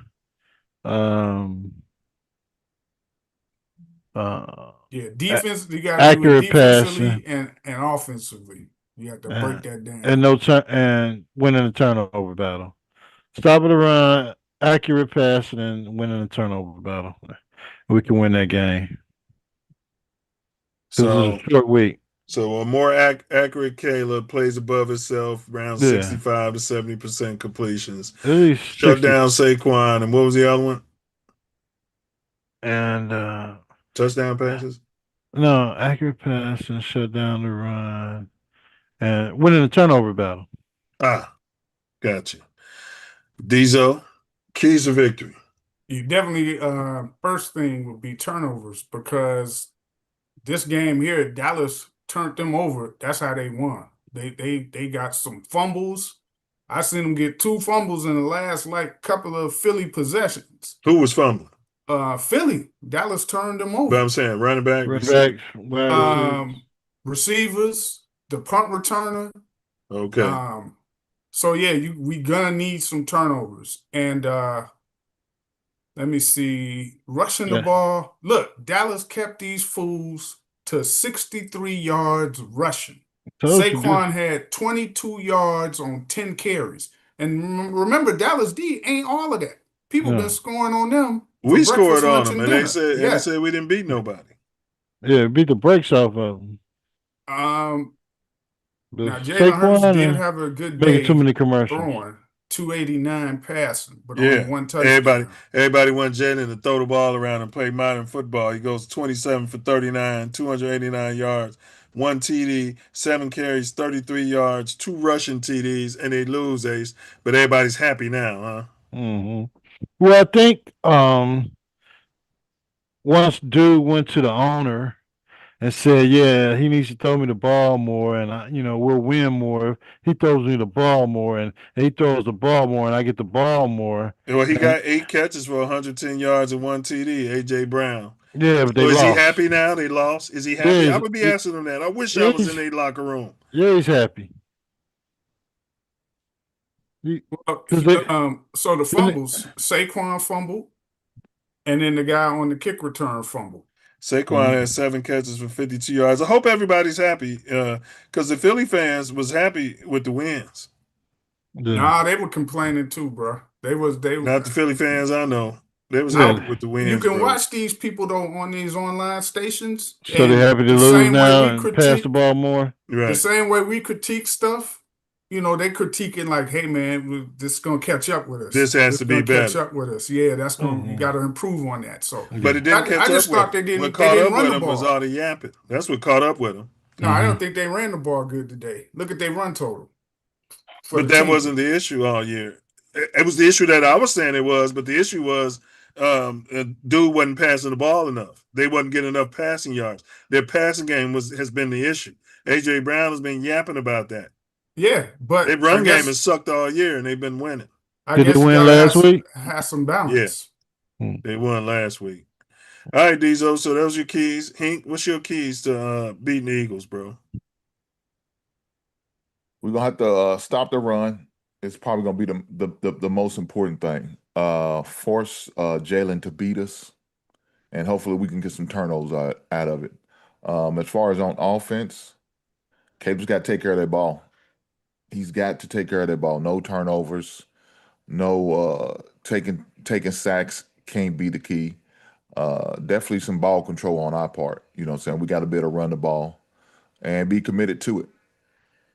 Look, let me say this. I can't see if we need Caleb to throw the ball 30 times, I don't think we're going to win. We're not going to win. If generational, he's the first overall draft pick. Yeah, I don't give a shit. We're going to run the ball down their damn throat. So if we can do that, then we'll be all fine. I think we'll be all right. Okay, so I'm going to start with you, Hank. Go ahead. Let's get on record, bro. Give me a score of that game, and then after we do this, I'll let y'all know what Vegas got picked. Unfortunately, Caleb's going to be Caleb. So I got the Eagles 27-20. Fly, Eagles, fly. You got the Eagles 27, Bears 20. I don't believe in ice, man. Well, I'm not as fortunate as some of us to go sit up in the skybox and sip on mint julep and tell them about, I was at the Derby this year and that. I knew you was coming. I would have baked the cake. I got the Eagles 31 and the Bears 23. Mm. Damn. Diesel got You're gonna have to put up points because our team does give up. We give up points. I'm So definitely gonna give up points. if we want to win, we're gonna have Y'all to realize Gordon's gonna be back, Jaden Johnson's gonna be back, Edwards Allegedly. gonna be back. Y'all don't care about none of that. That's I allegedly. need to see who's if because we have to pick today. Right. That's what I'm picking. If you ask me like on Thursday, the day before, and I knew who's playing and Then the who's score not, might be adjusted. yeah, it might be different. But right now, that's what I'm saying because we don't have no starting linebackers right now. DBs, we probably only got one, maybe two DBs that are starting. So that's what I have to give. Caleb's gonna have to. I mean, the offense. We're gonna have to put up points to beat these guys.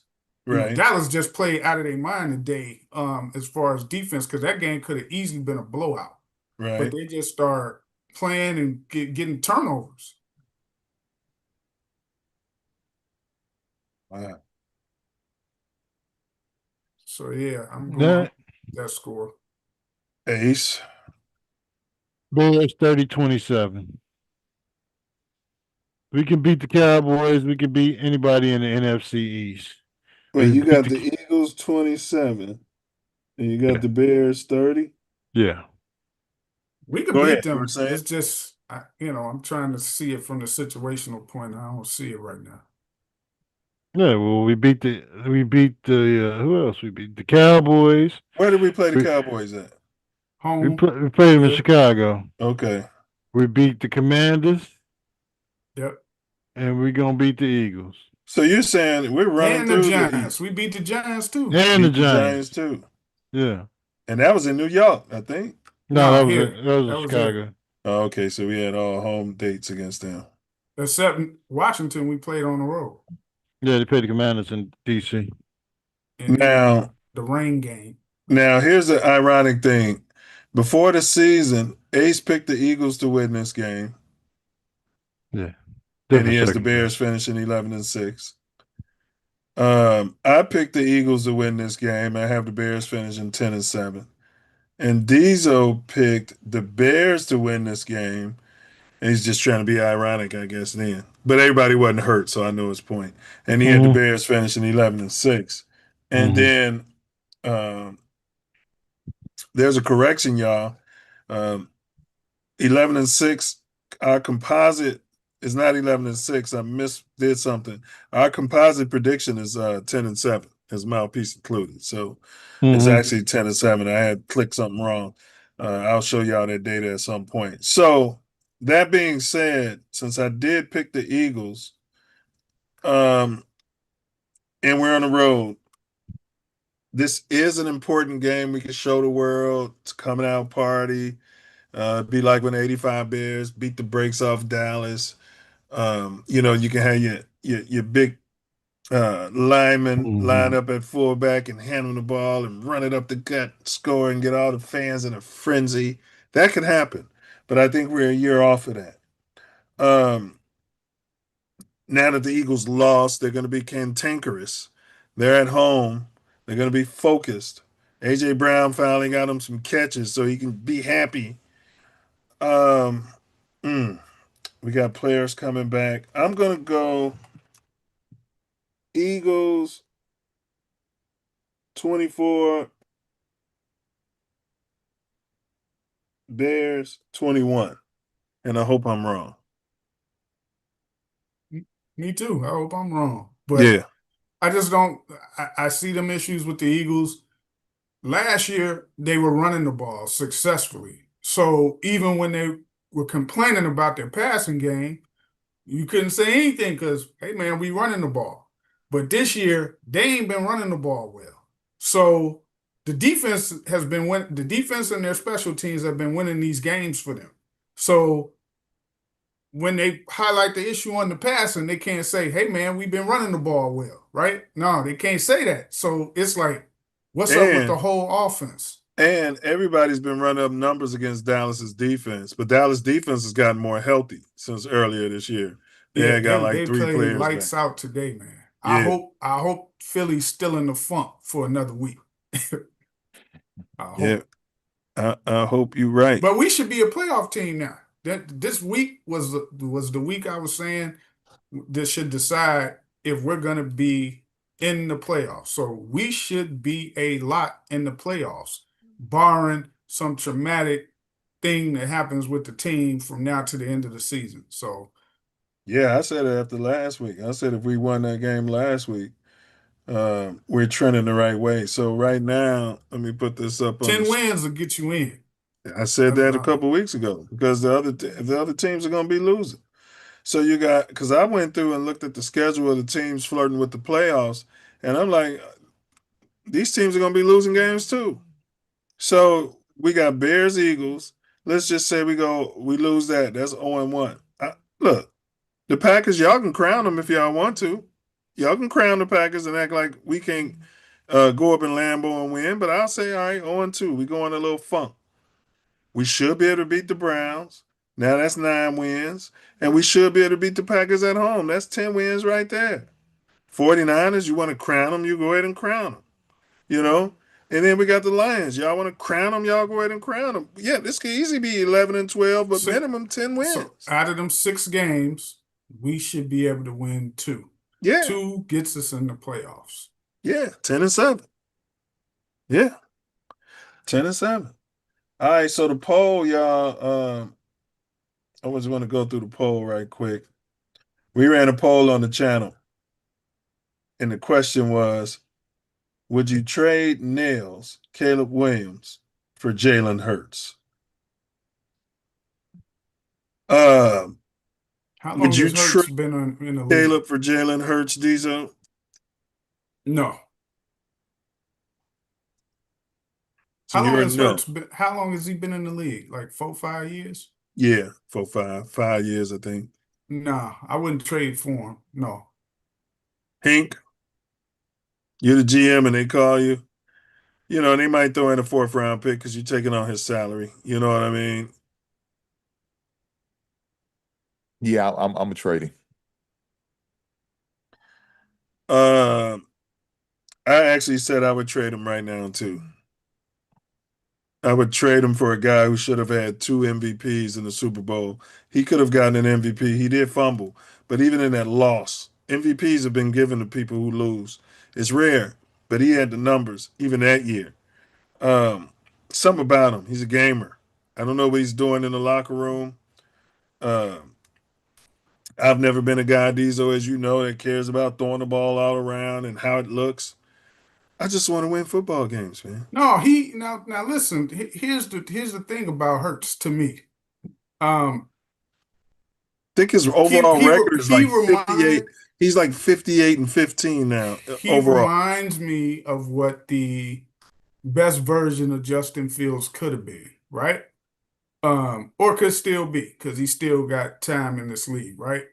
Yeah. However, there's a little thing in there with him that's almost like he's got a slight weirdo-ness about himself, like Caleb. You know, not exactly like Caleb's weirdo-ness, but yeah, he's not painting his nails. But there's something in there that's just kind of like off kilter. So no, I wouldn't trade for him. Now, if you're saying who's the better quarterback right now, yeah, of course it'd be him. But So I why wouldn't. do you want the better quarterback? Well, because if you trade for this guy, it's a whole different dynamic to it, right? So I'd have to evaluate all kinds of things before I would make that decision. And this guy's salary is like this big. This guy's ain't, because he's on a rookie. You see what I'm saying? As I said, they're probably throwing a 4th or a 3rd. Yeah, you know. Yeah, so I wouldn't trade for him. For Caleb Williams right now, the way we have him, no, I wouldn't. Recent winning percentage since 2022, approximately 79%. This guy was 51-4 before today. Who's that? Hurts? That can't be right. No, he ain't 54-4. More recently, since the 2002 season, his winning percentage is significantly higher at 79%. Since 2022. Okay, let's try. Let's get off the AI because the AI is probably hallucinating. Okay, he's 57-30. That's his overall record. Yeah, it's Four different offensive coordinators every year. Imagine him with our offensive coordinator and them working together.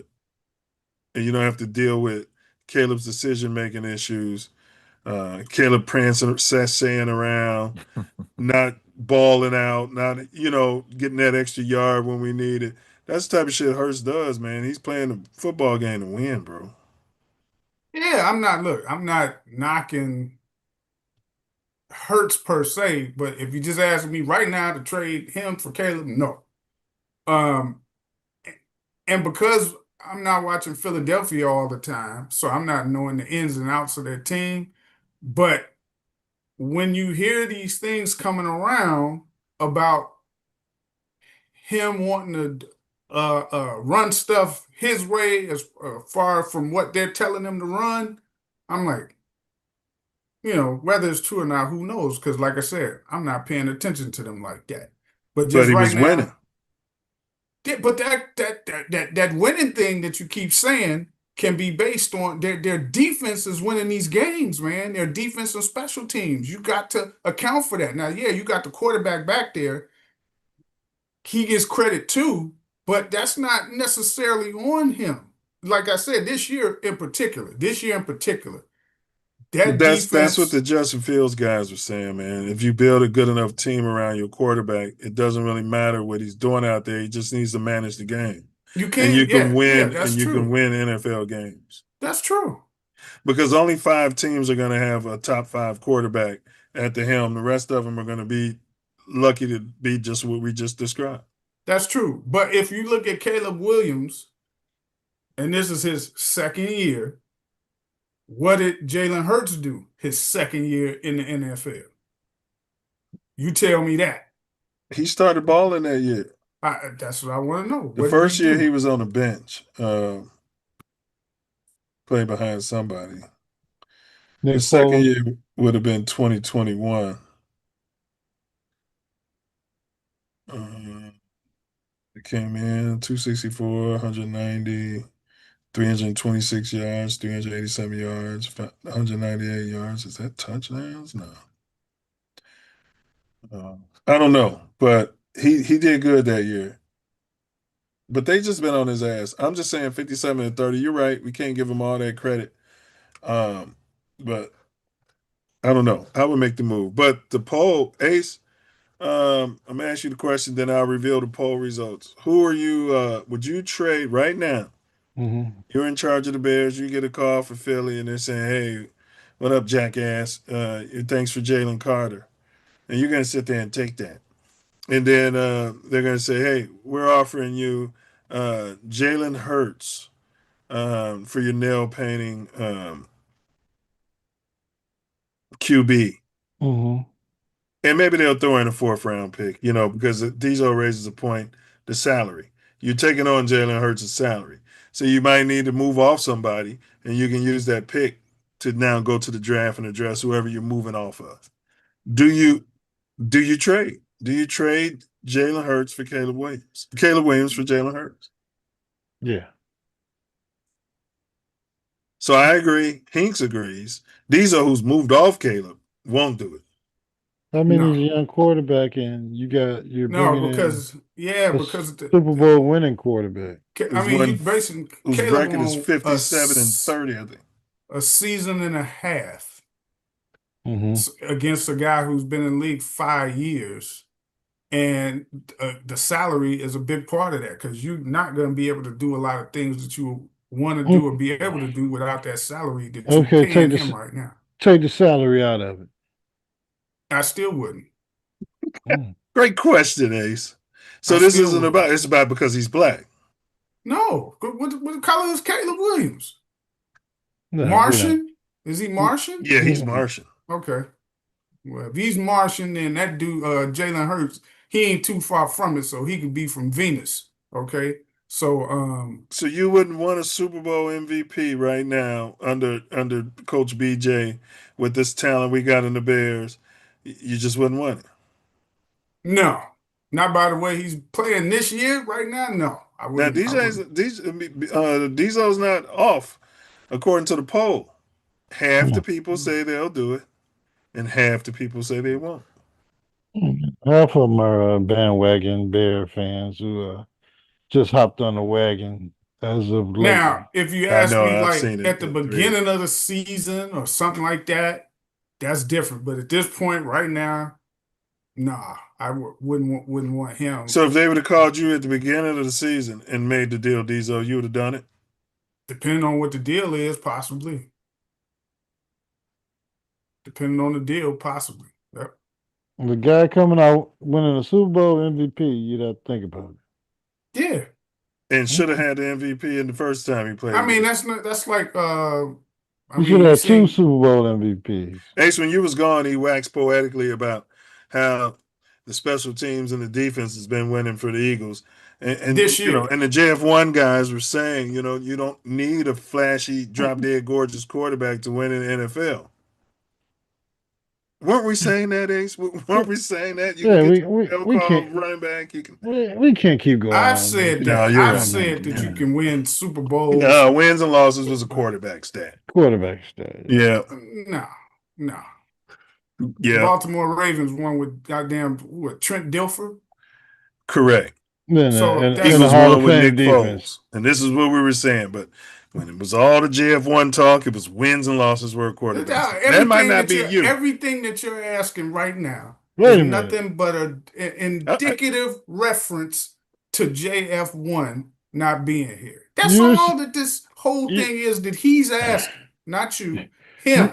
That's all he's asking is trying to go back to return the clock to back when he was here to get some type of references, keys, because, like I said, Hurts is the version that Fields wishes he could be.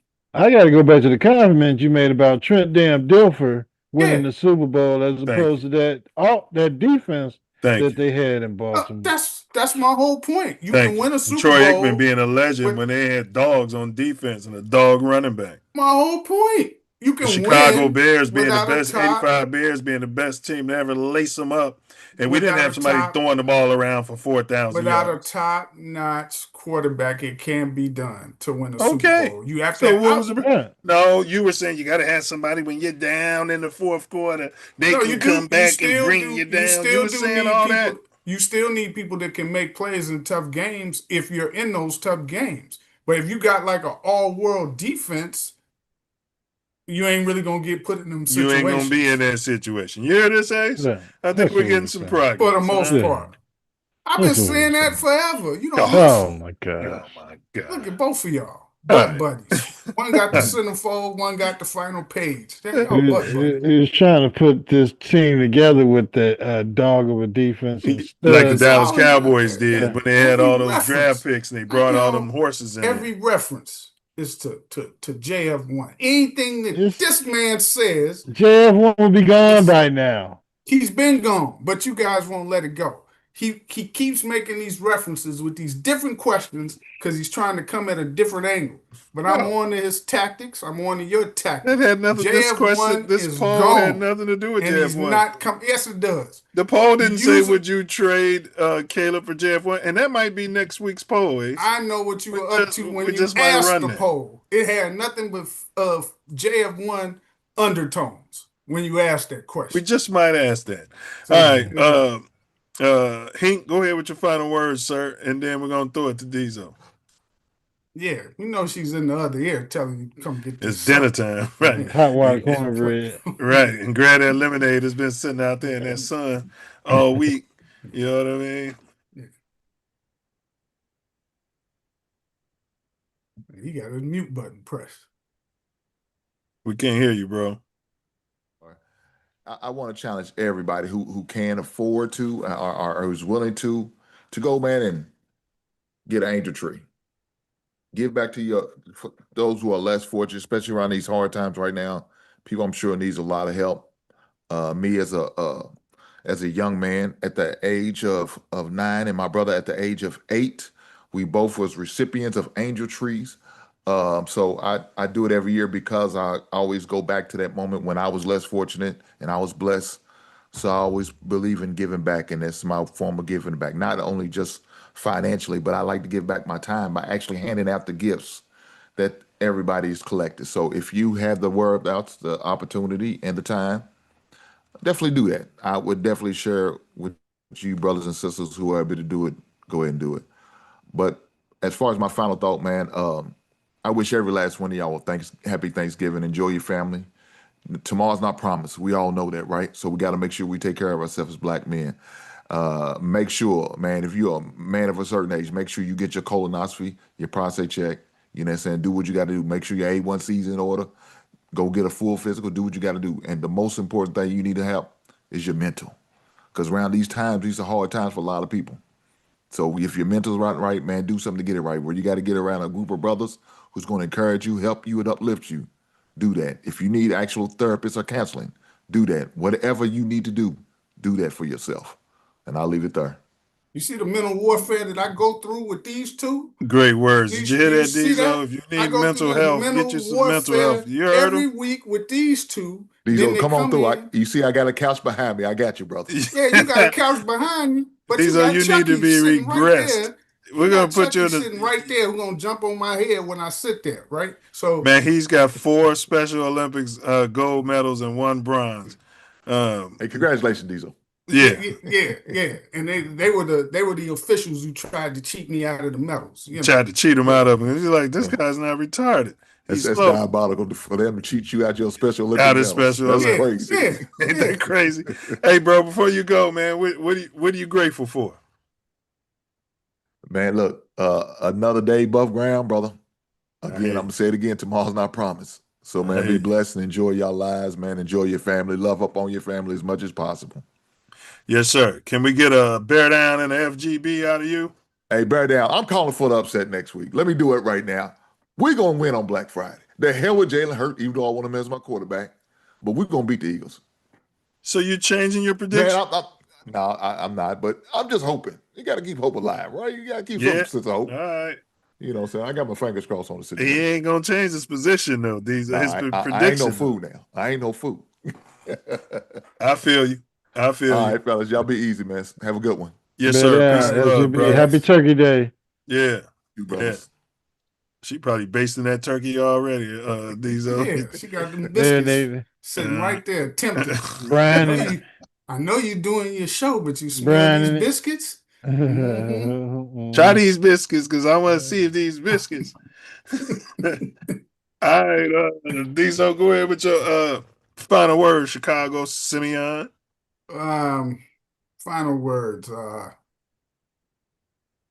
Try to think. Bulls, not gonna comment on them. They've been same thing. They still need a star, semi-star for the fourth quarter, and somebody with some type of defense. I mean, oh my God! Every game, you look for the opposition to score at least 110, between 110 and 140. Every game. That's every day, baby. Let's see. So, yeah, you know what? I'm looking forward to the game on Friday. It's weird though. I don't think I recall a game being played the day after. But like Bluegrass said, yeah, everybody have a happy Thanksgiving. Eat good. Keep Ace from going to the game. We don't need any type of please, spend that time with your family. That's what Thanksgiving is we for. don't want none of that juju put on the team. I think I'm going to game in Baltimore, not the Philly game. No, don't go to that one either. Yeah, you might mess that one up too, Ace. Well, it depends on who he's rooting for while he's at that game. Oh, that's true. Yeah, I don't care. Yeah, enjoy yourself at the Baltimore game, because I don't care. It's not the Bears. It's the Bengals and the Ravens. Yeah, enjoy yourself. Yeah, that's AFC. We don't really care. But so as far as I'm concerned, unless we self-destruct, we in the playoffs. With these remaining 6 games, we should be able to win 2. And anything else is gravy on the top. And you put the gravy on your turkey.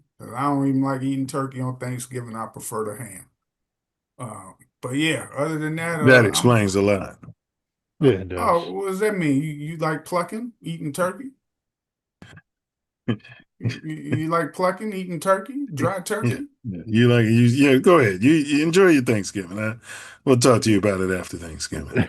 Yeah. You talk to me after while I stuff my face with some chitlins. Yeah, some for sure. chitlins and some honey glazed ham. Oh yeah, absolutely. Absolutely. And I eat a whole thing of rolls by myself to go with it. Yeah. Yeah. But no, that's it. That's all I got, man. Hey, great stuff. What you grateful for, bro? Man, just to keep living, man. Like I've seen of like friends the past couple of months, man, falling off, gone. For Yeah, one wifey reason told me or she another. lost a high school. She told me today somebody passed at Carver, went to Carver. Yeah, it's like you talk to one day, and a couple of weeks later they gone. Talk to one person, then don't hear from them, and then you look up and then they dead, and you like, damn. Yeah, but they eating honey glazed ham up at the Saints and ancestors. Yeah, no, they be telling me they be eating that turkey, straight from Inglewood. They got it shipped direct from Inglewood.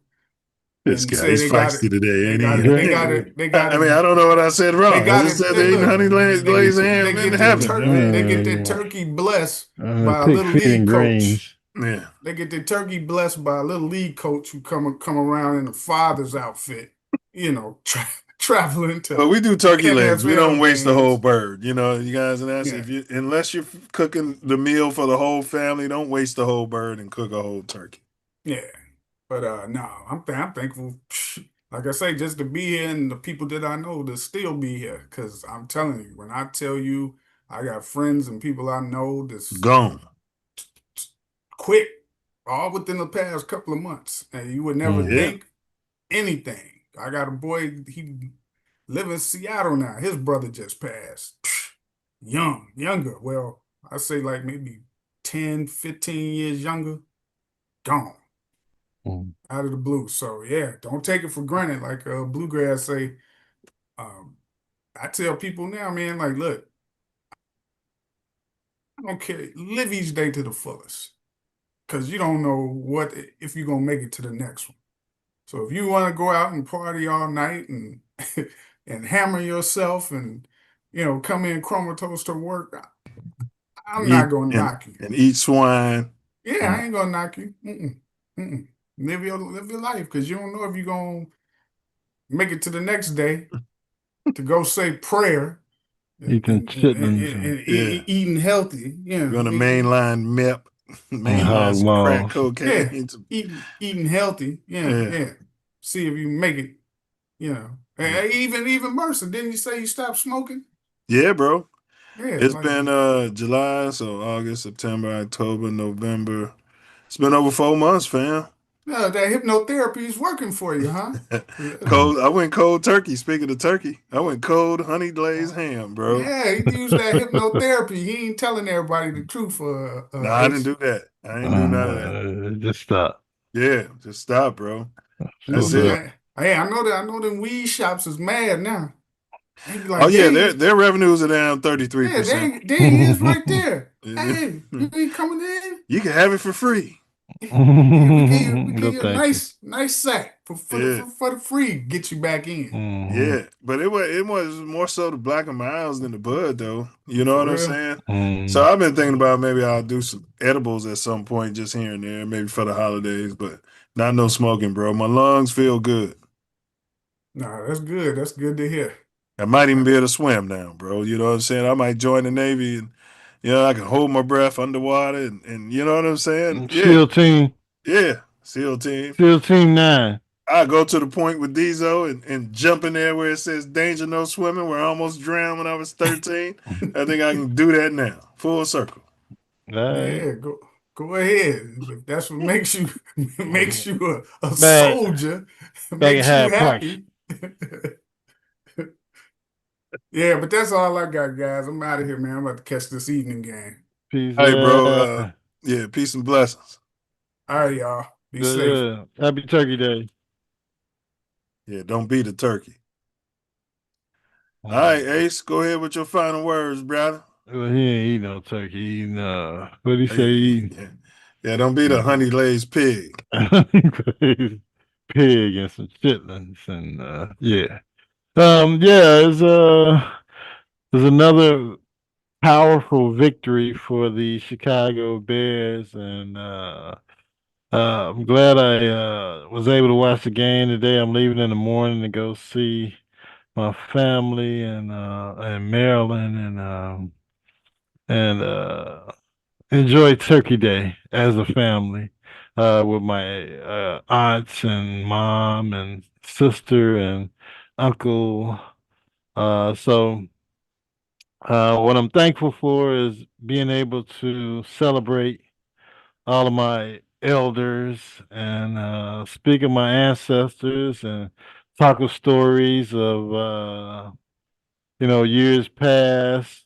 I just asked my mother when I got back from Florida some more information about my Cuban great grandfather and what she knew about him and the history of the family there and why don't we speak no damn Spanish, and she was like, well, he passed when your grandfather was 7, so it was a lot of that part of our history was lost. So I just ask as much as I can and get as much information, and everybody should.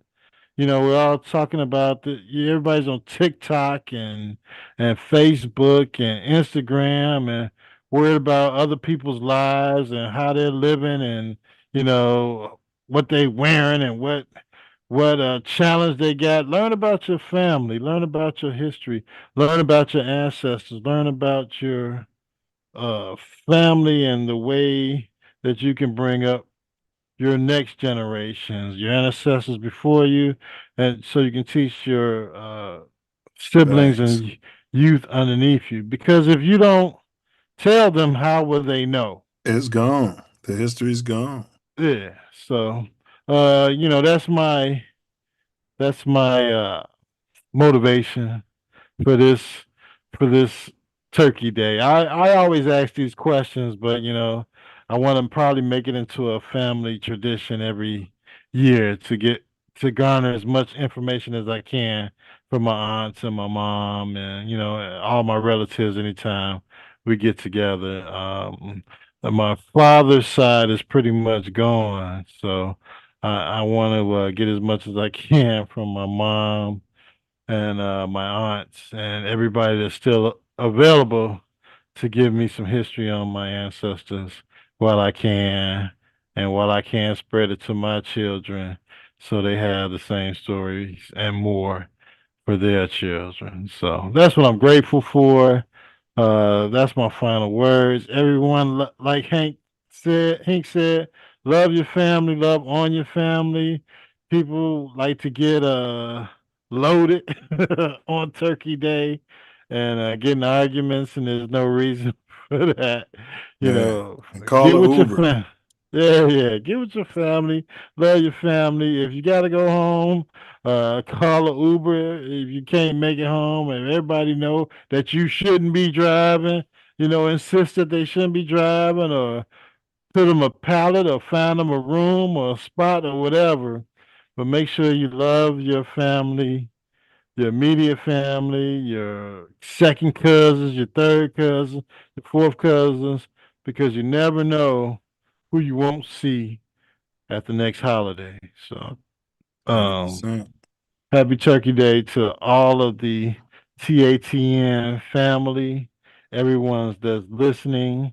Like, share, subscribe, and enjoy this holiday. I'm I've been urged not to go to the Bears Philadelphia game, so I got to convince my family not to make that that journey, so we don't put no kind of wrong mojo on the game. But based on the prices of the tickets, I don't think I'm going anyway. So I'll go see I'll go see Baltimore and Cincinnati on Turkey night evening, I and we'll mean, go you from the only there. one to predict the Bears win, so hey. Yeah. Yeah, so I need for them to win. Everybody else is everybody else is not feeling the Bears mojo after our what are we now? 8-3? 8-3, bro. Wow. Should be Wow. 9-2 easily. Yeah. Yeah. Or maybe even 10-1. 10 I and don't want to 1. go that far. But 10-1 would have looked real good. Yeah. But we'd have Yeah. been smelling farts and we'd be not 8-3. Yeah. So I appreciate the 8-3. We still have to recognize that the rest of the NFC North division is winning games, even though they didn't deserve to Yeah. today. But hey, let's do our thing. And the refs was trying to cheat again.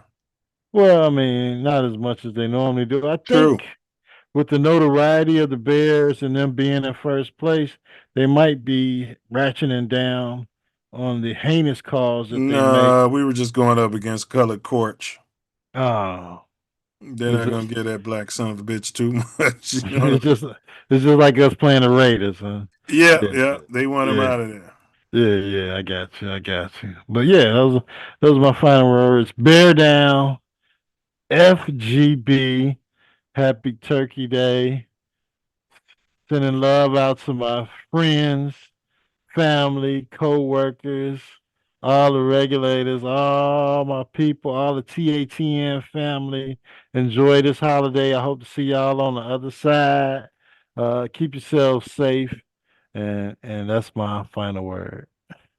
And to your point about why the family stopped speaking Mamby Jamby to Espanol, we're gonna show you right now. Mom, you're Jewish? I'm sorry I never told you, dear. When we were married, your father made me conceal the fact so he could get into country clubs. It was the right thing to do. It was the right thing to do, dear. Oh my God. So Grandma Hebrewberg is actually Jewish? Yes. When she moved to America, her family changed their name. It was originally Hebrewberg Money Grabber. That makes you Jewish, Lois. And your children, too. Hey, Cleveland, you better hide the markers from your kids. Somebody colored in your Jesus. Hebrewberg Money Grabber. Diesel would be okay with that, wouldn't he? Yeah. You got to change your name. You got to do whatever you got to do. You got to do what you got to do. Hey, well said though, bro. Well said, man. And I'm thankful for my mental health, my physical health. My lovely wife, my family. We still here. All my friends. You know what I'm saying? My associates, brothers from other mothers. My sisters from other misters. I'm thankful for all of that though. I'm thankful for TATN. I'm thankful for everybody who check in. You know what I'm saying? And pull up and check out the show. Just thankful for all y'all. So yeah, for sure. That wraps up another charge episode of Mouthpiece Included, where the lines between sports and society are never clean and never boring. We've unpacked the bruises from Bears versus Steelers, spotlighted the strategic pivots ahead of Bears versus Eagles, and stirred the pot on this week's hottest cultural flashpoints. If you're still fired up, good. That's the fucking point. As the narrative shift and the stakes rise, we're going to be right here, God willing, tracking the pulse, decoding the spin, and calling out the plays that matter. Whether it's a fourth quarter collapse or a political power move, Mouthpiece Included stays loud, layered, and locked in. So, because silence is violence. So keep your ears open and your take sharp. Next week, we're coming back.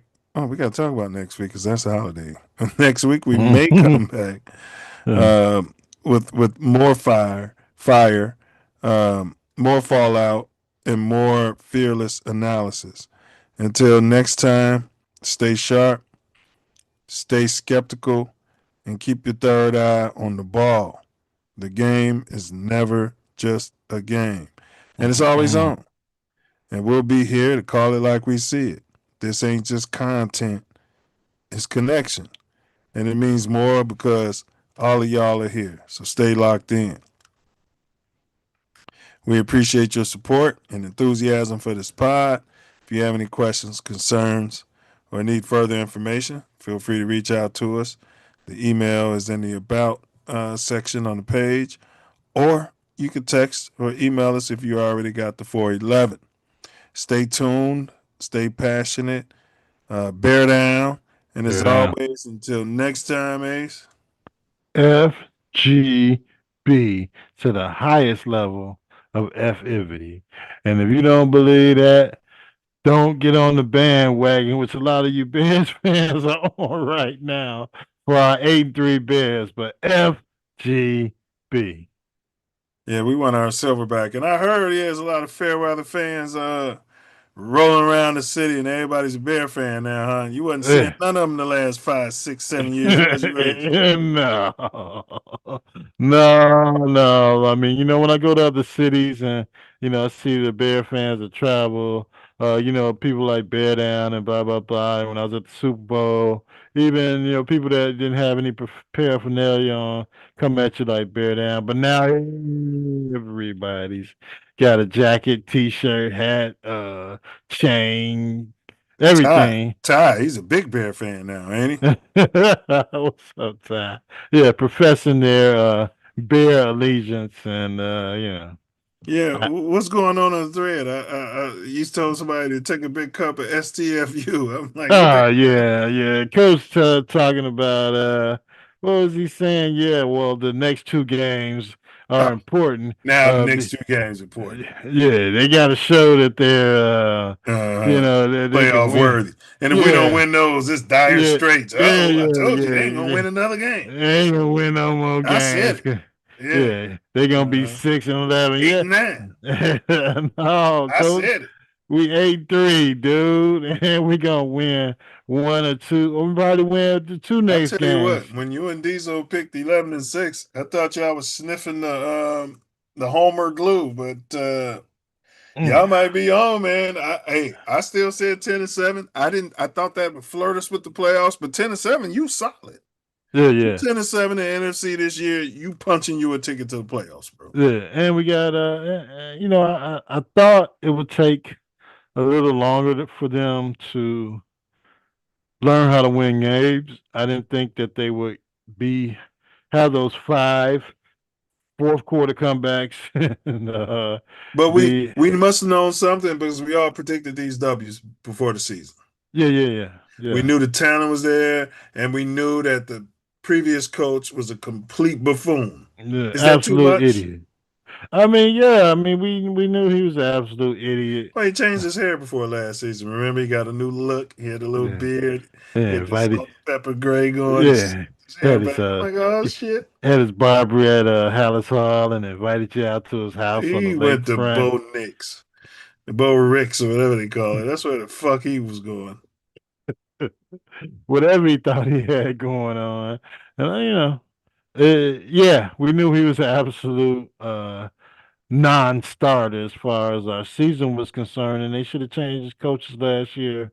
But we'll give your general manager the benefit of the doubt. Benefit of the doubt, and say that he was waiting on Coach BJ to be ready to be a head coach. And well, if he was doing that, he would only get that dude a 1 or 2 year extension.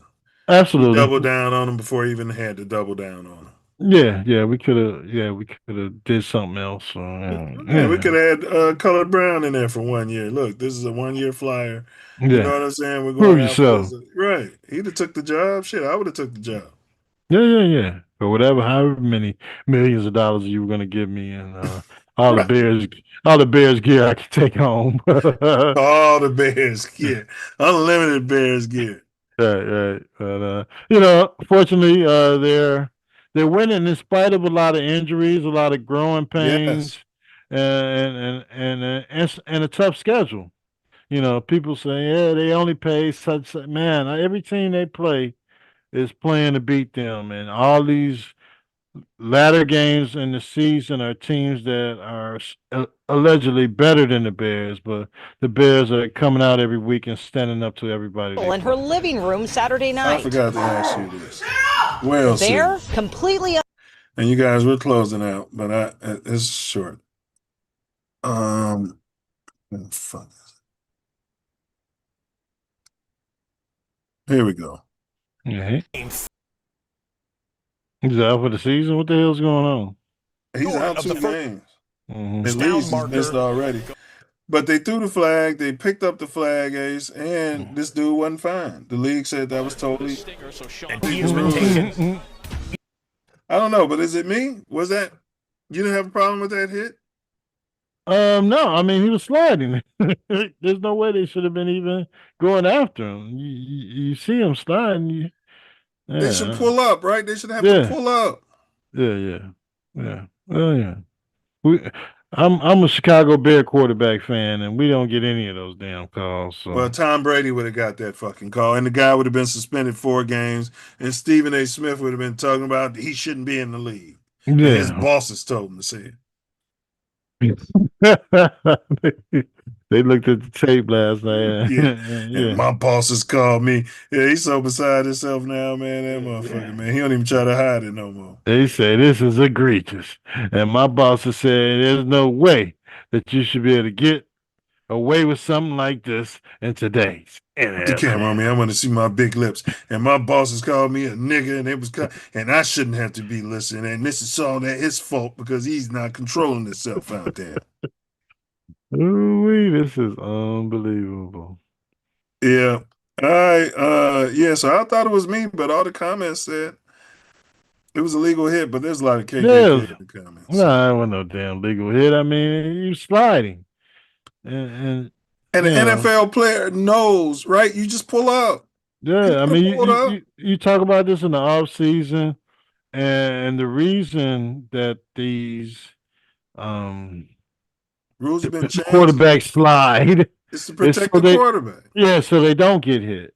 If you see him sliding, what else he's going to get out of it? The play is over immediately when they slide from the point that they slide. So, yeah, and the counter argument is, well, dude had already started going to tackle him before he started to slide. But like you said, Ace, that's the whole fucking point. You got to pull up. You didn't get there in time. You pull up. You pull up. Right.